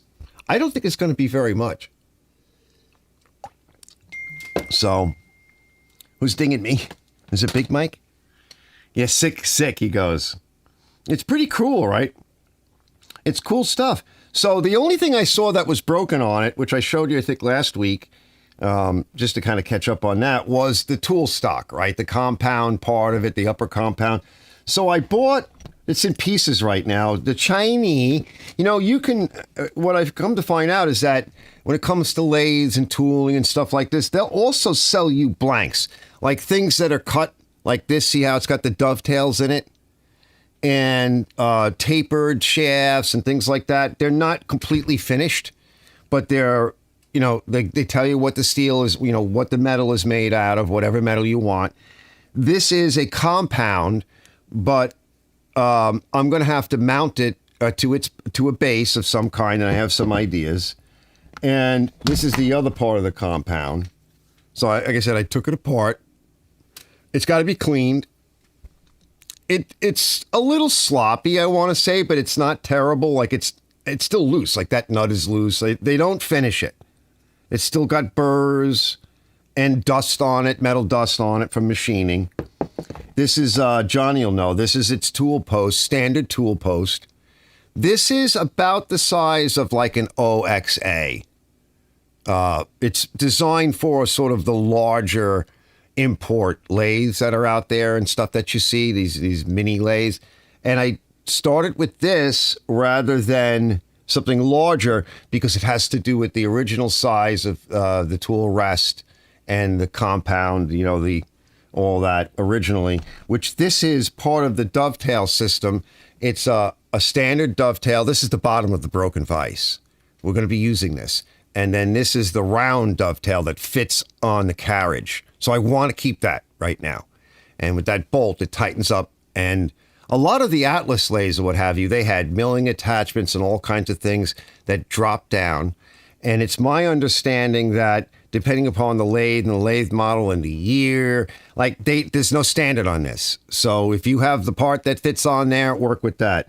What I'm probably going to do is make a plate that goes into that dovetail, clamp it in with the weight bolts, maybe add a few, and it's going to have a bolt, a couple of bolts, and you could see the bolt holes there, and bolt holes there, etc. So it'll sit sort of the way this sits, although this is upside down, but it'll sit on top, and it'll be bolted. And before I finish everything, I'm going to slide it around. And I have to see where it wants to be. And again, I started smaller. That's the nut. That's the part for the top that tightens it down. And these are the ways. One of them is original, old, and I think one is for this new vise. What we don't know, another reason why I started with this, because it's smaller. I'm trying to keep the overall size the same. What we don't know are the centers, right? The centers. So the center of that power head, of that head, the center of that versus the center of the tool and the center of the tools of the tailstock.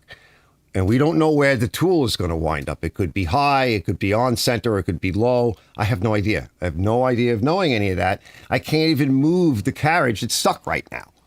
All right. And you don't want to be, if it's stuck and it's getting stuck, you don't want to be trying to drag it and force it. You'll break the threads. You'll damage it. You'll damage the ways. There could be burrs.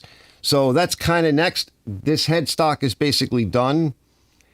I got to disassemble or whatever's on top of the ways, try to clean the ways and address them and check for burrs. And then I'm going to have to go through that whole carriage assembly and get it back on there. And I got to clean the... And then once I get things moving and without damaging themselves and each other, I can start checking centers and I can check run out and I can finish the assembly on this. So it's a long process. And as I said to my friend my friend Brian, I said, unfortunately, when old shit like this, you don't know, especially when it's really old, you don't know what you have. You really don't know. You have to kind of restore it, in a sense, to get everything clean and get all the junk out of the way, and before you can move things around without destroying stuff and know what the dimensions are and line things up and see what you have, right, and where you're out. And then whatever's wrong, you have to figure out how to fix it. And if it can be fixed, pretty much anything can be fixed. It's just a question of, do you want to? Is it that bad? How bad is it? Is it worth it? Do you have the stuff? Do you want it willing to buy it? There's a lot of possibilities, A lathe is the only tool that could make another lathe, and that if you have another lathe, you can fix a lathe, usually.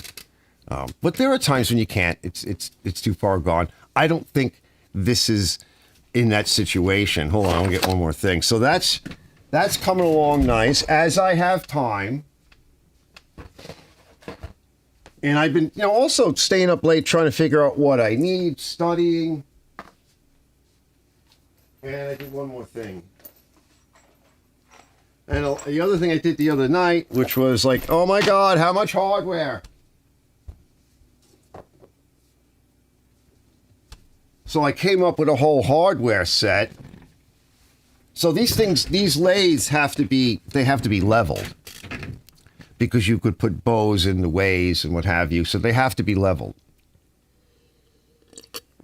And Mike and I, if anybody watched some of the earlier videos, Mike and I threw it on top of some wheel dollies, for a car. They got the 4 wheels and the cup.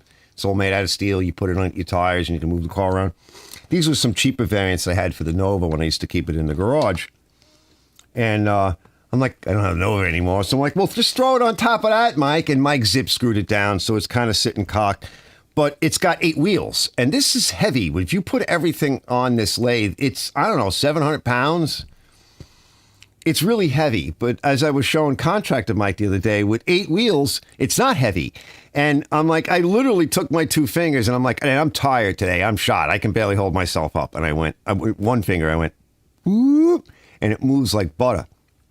Problem is, it's not sitting right. It needs to be bolted down. And depending upon where you are in my 100-year-old garage, for my 100-year-old lathe, the floor is all over the place. I think where it is right now is pretty level, but it's not going to stay there. And there's some areas where it's really bad. So I'm going to be bolting it down to these dollies, and I'm going to be adding some boxes and some things to it underneath. I'm going to put like another shelf on the bottom and tie everything in. And there's going to be a lot of very heavy stuff. So this thing is probably going to weigh all total about 1,000 pounds by the time I'm done loading everything up, if I'm successful. So I'm going to leave it on the 4 wheels, but it needs to be balanced and it needs to be adjusted. So for the bottom, I made up a series of bolts, right, with adjustments. Now, these are coarse thread. It is what it is. That's what I have to work with. So all of this is the leveling kit that mounts the wheel casters and bases, right, to the actual lathe frame or stand. And then you think I got enough nuts and washers, fellas? Look at all of these nuts and washers. And then, all of these bolts here, which I custom made and cut, right? So this is 5/16. That's the other one is 3/8. And this is what goes into the actual lathe beam. And it's going to bolt it to the actual stand. And it has adjustment. So no matter where I am in the shop, because I don't know, because that section of the shop is going to be redone. And I'm already started moving stuff around. And there's going to be changes made there as well. Wherever that lathe winds up, I'll be able to level it and get it 100, close to like 100%. And then to mount it to the floor to keep it from moving, I got 2 options. I'll probably just drill a hole on either side, put a 1/2-inch nut on the bottom, tie it into place, and drive like a 1/2-inch bolt down. And I got 2 options with that. It's just going to be heavy. So I wouldn't be surprised if I turn that bolt until it hit the ground, put a little bit of tension on it, and I'm willing to bet the friction alone will stop this thing from moving around. Or I'll drill a hole, drop one of them leaded floor anchors in, concrete anchors, and just make the bolt longer and just drive the bolts, right into that. And it won't go anywhere, right? So I'm going to try the friction option first. And if that doesn't work, well, then I'll just drill a hole and drop an anchor, a lead anchor in there, and I'll do it like that. And that'll keep it from moving around. And then you just lift up the 2 bolts, pull them out of their sockets.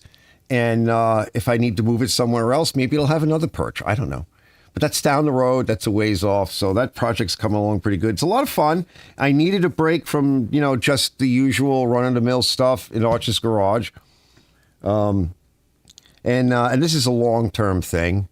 So, at night, like I said, when it's quiet, nobody's bothering me and people aren't hitting me up on the phone and texting and calling me going, can you fix this? I got a trash pump to fix and a couple of pressure washers. So like next week, I got to tie in with that. We'll see if the guy shows up. It's always the same thing. Customers, can you fix this? I need a price. This guy on YouTube, I need a price. Yeah, you need a price. Well, go ahead, go get one. Let me catch up with you guys. You guys do it. Life is an educate. I know. Power more. Wait, I got to fart, guys. Wait. Oh! Oh, everybody loves their own brand. Wafting. That's disgusting, Arch. I know, fellas, but you guys can't smell it. I wish we had smell-o-vision, right? I don't smell anything. Nothing. That was clean, right? It's clean. I'm just trying to do my part contributing to global warming.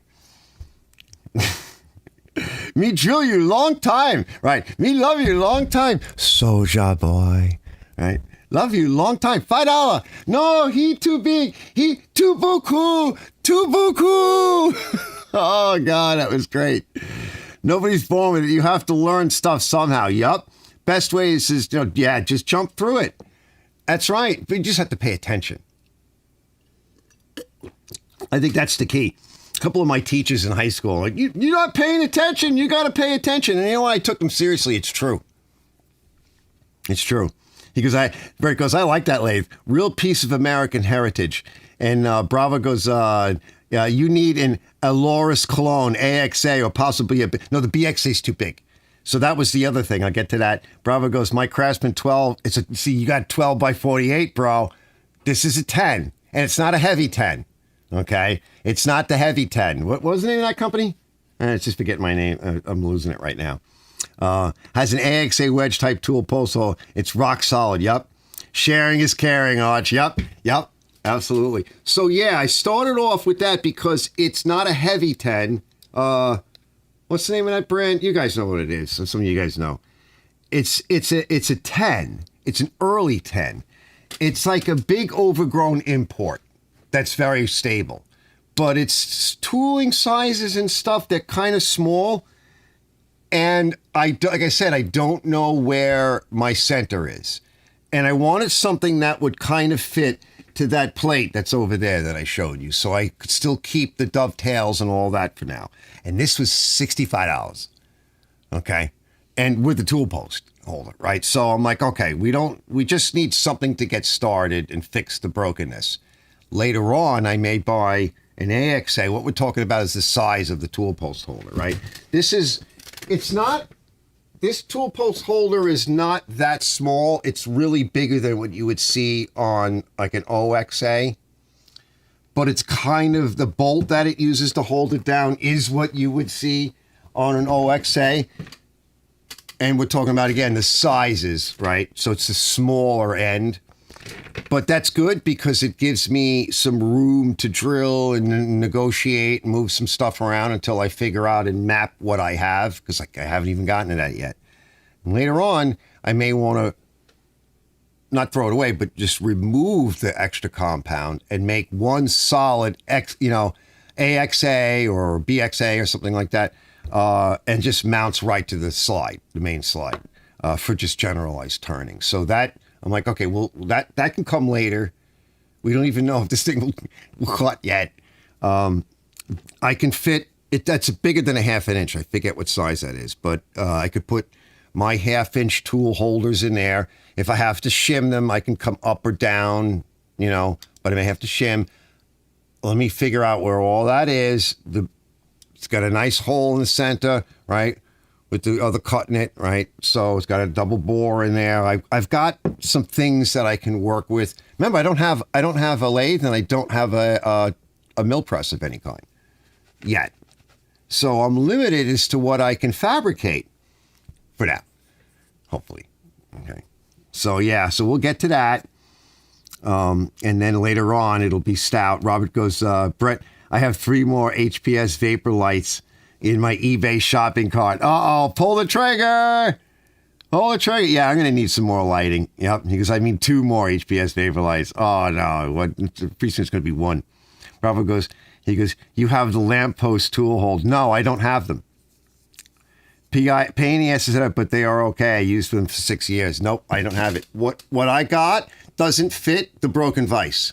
It's the wrong size, and it's missing the ellipse thing or whatever. So I don't even have the tool post. Nothing. Broken vise, wrong tool post lamp holder, missing that piece. I have some things that go in it, the actual tool things, but no bits. So I bought these.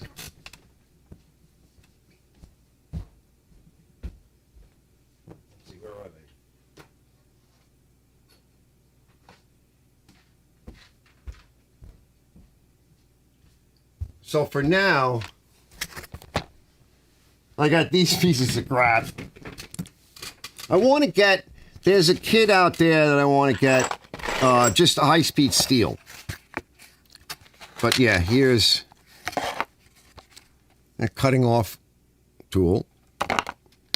Whole bunch of these real mini, right, cutting bits. And like a very different holders like these guys, you know, just a bunch of just standard different types of turning.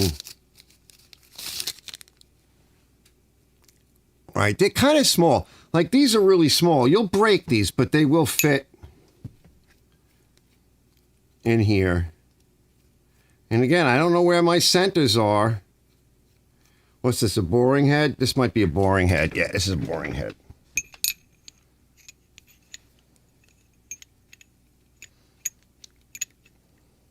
Plenty of room, right? And you could see the space? So there's plenty of room for a bigger piece to go in there, even with this piece of crap. So I've got something to work with, to test with. But I'm sure these things are real small. Some of them are. Some of them are real tiny.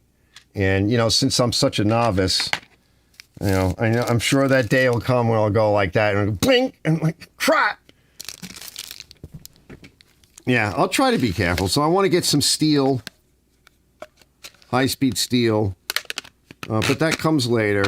That way, if I screw something up, I can regrind it. I've got tons of grinders here and stones, and I can get more, and I'm going to be setting up a grinding area, a proper grinding area, because where my grinder is now, one's down there, one's mounted, but they're in places where I just, you know, it sucks to have them, and it makes a mess, and it's not in the place you want to make a mess. And,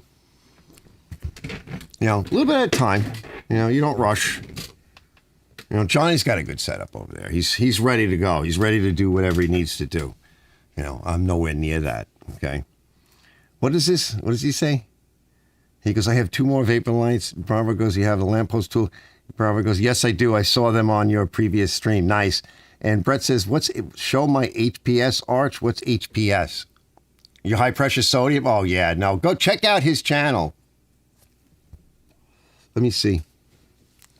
Yeah, before we get out of here, check out Brett's channel, watch the full video, but I wanted to show you this, though. Let me see if I can find it. Hold on. I'm not looking through all of my... I just added more people to my subscribers list. Hold on.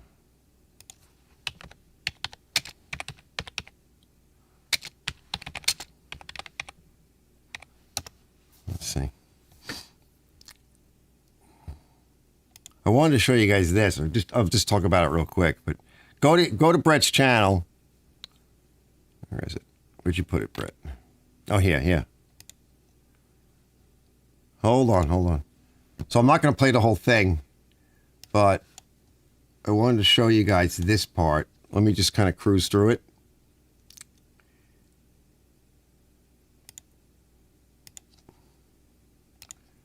So I have one of these too, but I use the halogens, and I was just using it again. And I'm going to change my design a little bit. So if you look, Brett's shop's got a nice, you know, good lighting setup because he's lucky. Not all of us fellas have high ceilings. So this is where one of the problems, one of the things I wanted to talk about a little bit, especially when it comes to us YouTubers. This doesn't have anything to do if you're not a YouTuber, because it really doesn't matter. But watch, look, you see? So this is, let me just play it real quick. Getting rid of them, and I'm going to go with high bay LED. So there's a high bay up there. He's got them off, right? But as he pans around, fixtures out there. Notice there's a bench light over here. Now, for our human eyes, that's fine. But look at what you see. And they're very low. So if you turn that camera in a broad view anywhere in your shop and you have a setup like this is horrible. Because the people watching it are like, I don't know, I can't see anything. All I see is white light. Am I going to heaven now? So see now when he turns this way, right? It's well lit, and that's his contraption that he made. Now, there's one part I did want to show. So, but he's actually now here. Look at this. I think. Let me back up a little bit. So I like this. Now mine's on a microphone stand because musician, whatever. We use what we have laying around. But what I do like is this. Let me play it. There's the lamp head right here. It's a high pressure sodium. That's what's in my 50 ceilings. watt. That's why I like that. This is made by Regent Lighting. Now look at the setup let me see here. if I can get in close. You can pause this if you need to. Yeah, we don't care about that because nobody's going to use that. Do what you need. But I like this because it's the wrong color. And it is adjustable. Yeah, watch. Hold on, wait, stop. Simply. So I like this part.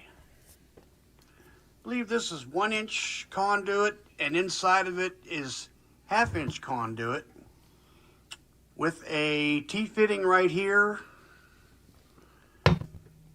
and the power for the lights coming through that into this box back here where there's a and a pipe wire. Adjuster, like a pipe clamp style. And I use a wood clamp. Yeah, the wood height of this for making set, pipe clamps. It would raise up on the light. And I like slide that clamp down, and it locks. And I believe it can go up almost 7 feet. That's nice. I've got it set up. I like that setup. Word of thought: whenever it's raised up, do not reach in there and press that thing, or that thing will come crashing down. Yes, yeah, you got to hold it. You got to use 2 hands.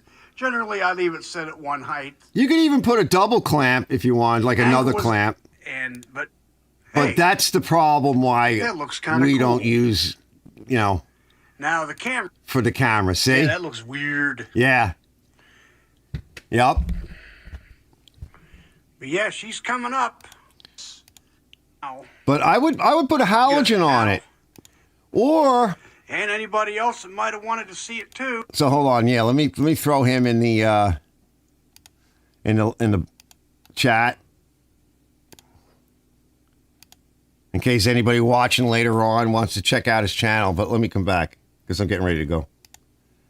But I definitely like that, and I'm going to copy that. I have a lot of pipe clamps in here. They're stored in here because I still do woodworking and stuff from time to time. But I wouldn't mind sacrificing one because I like that setup. And you could add an additional clamp on there, like an extra safety clamp or something like that. And it's just a nice, clean, sturdy, strong setup. Definitely better than a microphone stand. Whoever wants to make something like that, you might want to go with a more modern LED. I would put a nice LED on it with a battery pack, but get one of those LED units that has also a jack for, like a 12 volt or charger or whatever, 12 volt, whatever it is. Something like this.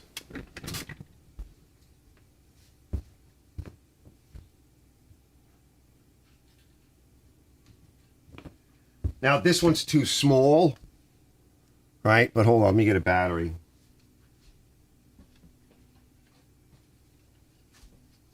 This is a little small for what I'm thinking. I have a halogen.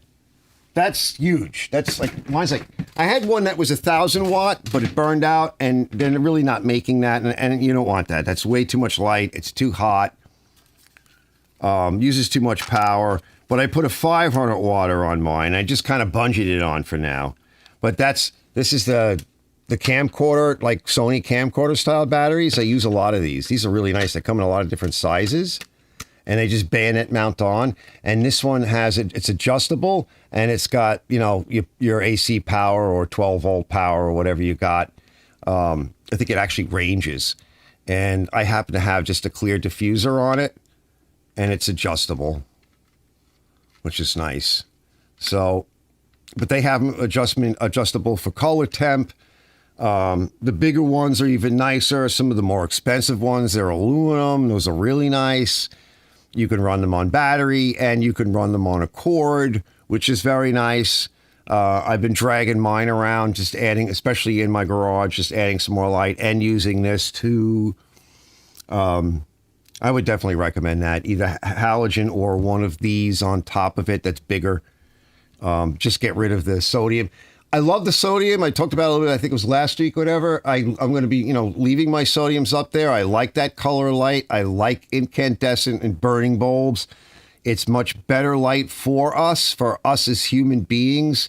Get away from this technology and the blue light hidden behind the monitors and everything else. It's bad. It's not good for us. So I do use that. I enjoy it. This is an incandescent bulb over there. They're hard to find. They're going to be gone completely soon. So if you can buy them and stock up on them, they're very healthy for us. Much better than this LED crap. But when you're trying to get something done, and the cameras like white light, like you're supposed to, like my cameras, I can actually adjust them for the light. You use a gray card. It's gray. I don't know why you use a gray card to set the white tone balance, but that's what you do. And it tells the camera what white is in the room, and then you can compensate from there. Now, a lot of people that are using cell phones or some Insta camera or whatever, it doesn't really work very well. What I do is if I find there's too much orange and I'm not happy with it, like this, I'm using a lot of orange right now, and that is an incandescent. I enjoy it. If I really want to get rid of it, I just change the color temp in edit. And like I learned to do it that way. I'm like, you know what? Why don't you just change the color temp and edit? This way you don't look so orange. Orange man bad. And on that, fellas, I think on Orange Man Bad, right, we can get out of here. How long have we been doing it? How long have we been at it? Oh, 2 hours and 6 minutes. Wow, we're over budget tonight, guys. Oh, let me catch up with you guys. Brett goes, when I was in Mr. Whitman's class, yes, in the blind school, I had learned on a nice Rockwell metal working lathe. That was super nice. Yeah, they are really, really nice. Definitely. And Brett says he's going to put an LED head on it. Yeah, and save on to that sodium. Put it somewhere where you want a refreshing, nice blend of orange and reds. Really, seriously, I'm like totally into it. It's just the cameras don't like it. Bravo goes, my little 2.5 car garage has 11-foot LED lights in it. Yeah, those are big. And they are white, white, white. I can almost get a sunburn out there with some of my bald head. Yeah, yep. Yeah. Depending upon which ones you get, some are definitely better than others. And it's not just the color temp. Like, I picked these up. Ken made a donation to the channel, and I bought a bunch of stuff. And these are the ones that you see more recently, and they flicker, right? Well, our incandescents flicker at around 60 hertz because they're burning on a 60 hertz circuit that's pulsing 60 times. We have shit now, and by the way, that's the problem with a lot of stuff today. My stupid router is over there operating at 2.6 gigahertz on average. This thing's talking to it and operating above that frequency. These LEDs are vibrating and pulsing at ungodly frequencies similar to that. That's not good for us. And just real quick, I'll get you out on this. So the stories that I get as I study early technology, and this is not conspiracy theory. It's not scientifically documented in the past, but it is now. Years ago, when they first put up the telegraph lines, the people that were working on them, generally they worked for the telegraph company, and they usually worked for the railroad company too. And a lot of those people got very sick initially. Why? Because many years later, when the scientist called Schumann figured out that the Earth operates at about, I don't know, it's somewhere around, we could look it up if somebody wants to look it up real quick. Look up the Schumann resonance. It's the Earth's electromagnetic vibration, natural vibration frequency, which for millions of years, human beings and everything else on the planet, which, by the way, Ken was showing that video, and as you pan around, there's burn spots on his pine bushes that he was raising. He's trying to figure out why. Probably from cell phone and also the smart meters. I've seen that. So these frequencies are too high for organisms, and the power output has gone up substantially because microtechnology is getting stronger and more powerful and without burning out. And the people initially were getting sick from this. It happened again when Edison started, like in New York and in other places, they started electrifying areas. And if you see some of the earlier shots of like New York and some in New Jersey and some of the other areas, there were telephone lines, like telephones. It was like everywhere. It looked like the clothesline ladies were out, and they just put clotheslines on everything. Between all the buildings, there were tons of them, and I should do like a video on this. And people were getting sick. Not everyone, right? But a lot of people were getting really sick, and some people deathly ill because they couldn't handle it. It was too much. And then later on, like in World War I, a lot of the doughboys, right, the fellas that were being pulled into the cities from the rural areas, and then they were shoved over into Britain. And they thought they were getting the flu, but they weren't just getting the flu. They were getting sick because they were being pulled from rural areas that were still being lit by gaslight or kerosene or candle, and they were being pulled into highly electrified areas, and they were getting sick. It's mostly just because human beings weren't used to it. Now we move forward to today, and I remind some of my friends, I'm like, when we first came out with laptops and guys were getting testicular cancer, right? And I'm like, what are you putting that on your lap for? You shouldn't be doing that. Put it over here. And then the cell phones where people were getting brain cancers and tumors. Nobody wants to make the connection, but everybody somehow knows now not to answer the phone, one of these phones like this, right? When I was a kid, I was young and I had some of my first girlfriends, I had this long cord. You anybody remember the long cords that could go almost all the way through the house, and you'd be in a closet somewhere chatting away with your lady or laying up at night, and all that didn't really hurt you because it was very low frequency and it was very low power, and we were already watching TVs and all this other shit. So nobody got brain cancer from that, right? You got a hot ear, but that's about it, sweaty ear. But suddenly, a lot of people were getting brain, and this is now all documented. And of the people that first started talking about this were the engineers and the military people from Britain, what later became the United Kingdom. These were the guys that worked with the radar in the early days, because we kind of developed the radar and then gave it to them because they needed it more than we did. And even more recently, I forget where it was, but a number of states now have removed the wireless transceivers from schools, the grade schools and stuff.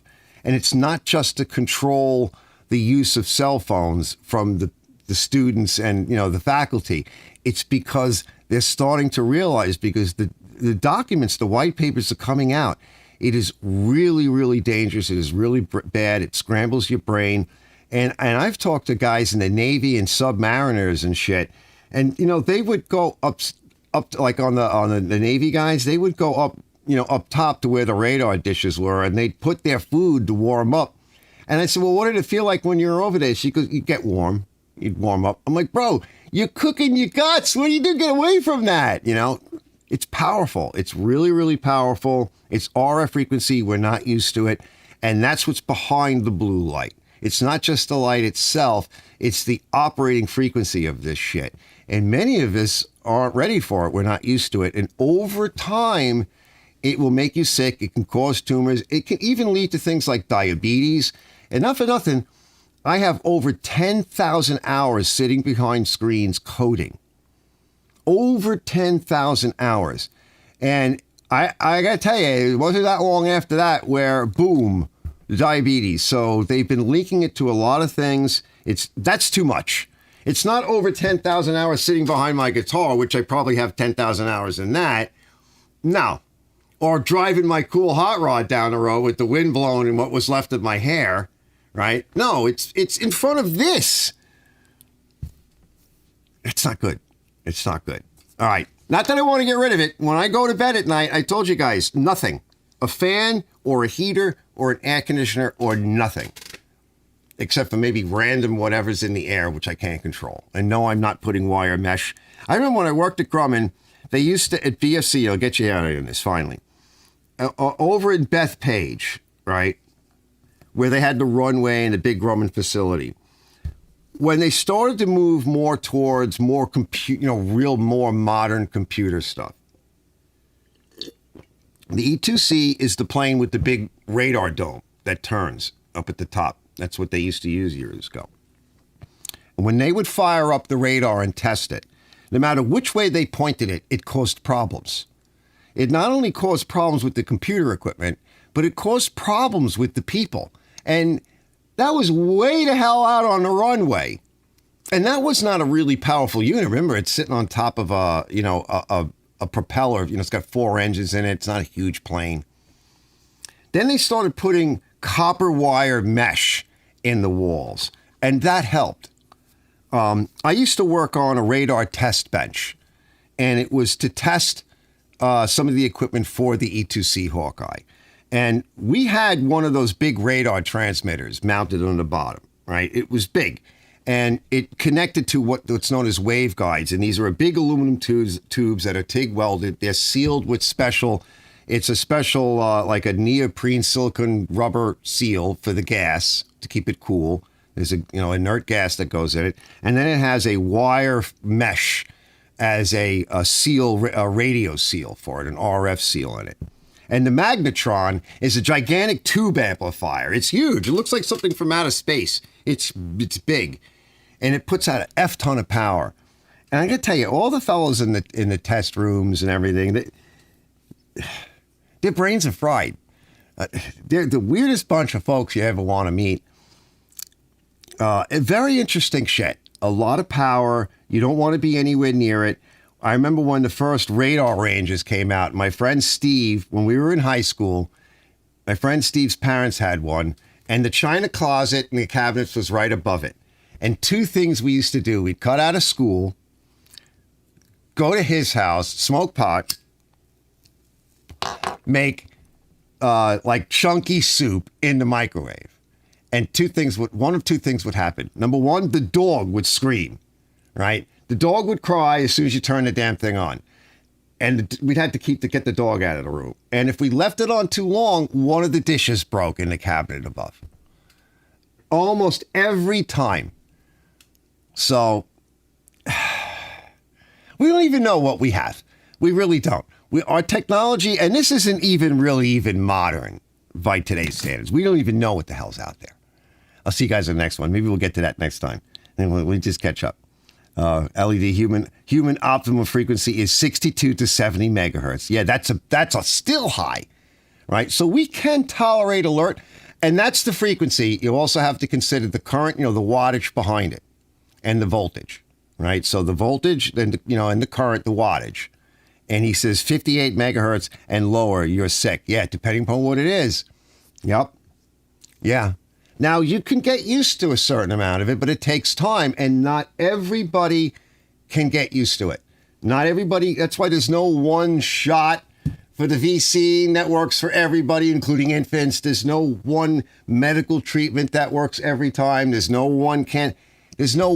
looking for a magic bullet, it'll never work. I don't know where the safe frequency is for everything, or what's the safe frequency for smoking cigarettes or drinking coffee or having McDonald's or Taco Bell, but there's some amount that you can deal with and be fine. Or how much chocolate cake anybody could possibly eat in their lifetime, like me, before you wind up a diabetic. I don't know. But there's some amount, and for some of us, that amount is not very high. So this is the stuff they're not going to teach you. They don't want you to know. There's plenty of people that have spoken before Congress, scientists, and people who have put a lot of money and a lot of time and effort into studying all this shit. And of course, Congress ignores them. Next. Oh, it's going to cost us too much money. It's going to limit our growth. I'll see you guys later. Thanks for stopping by, everybody.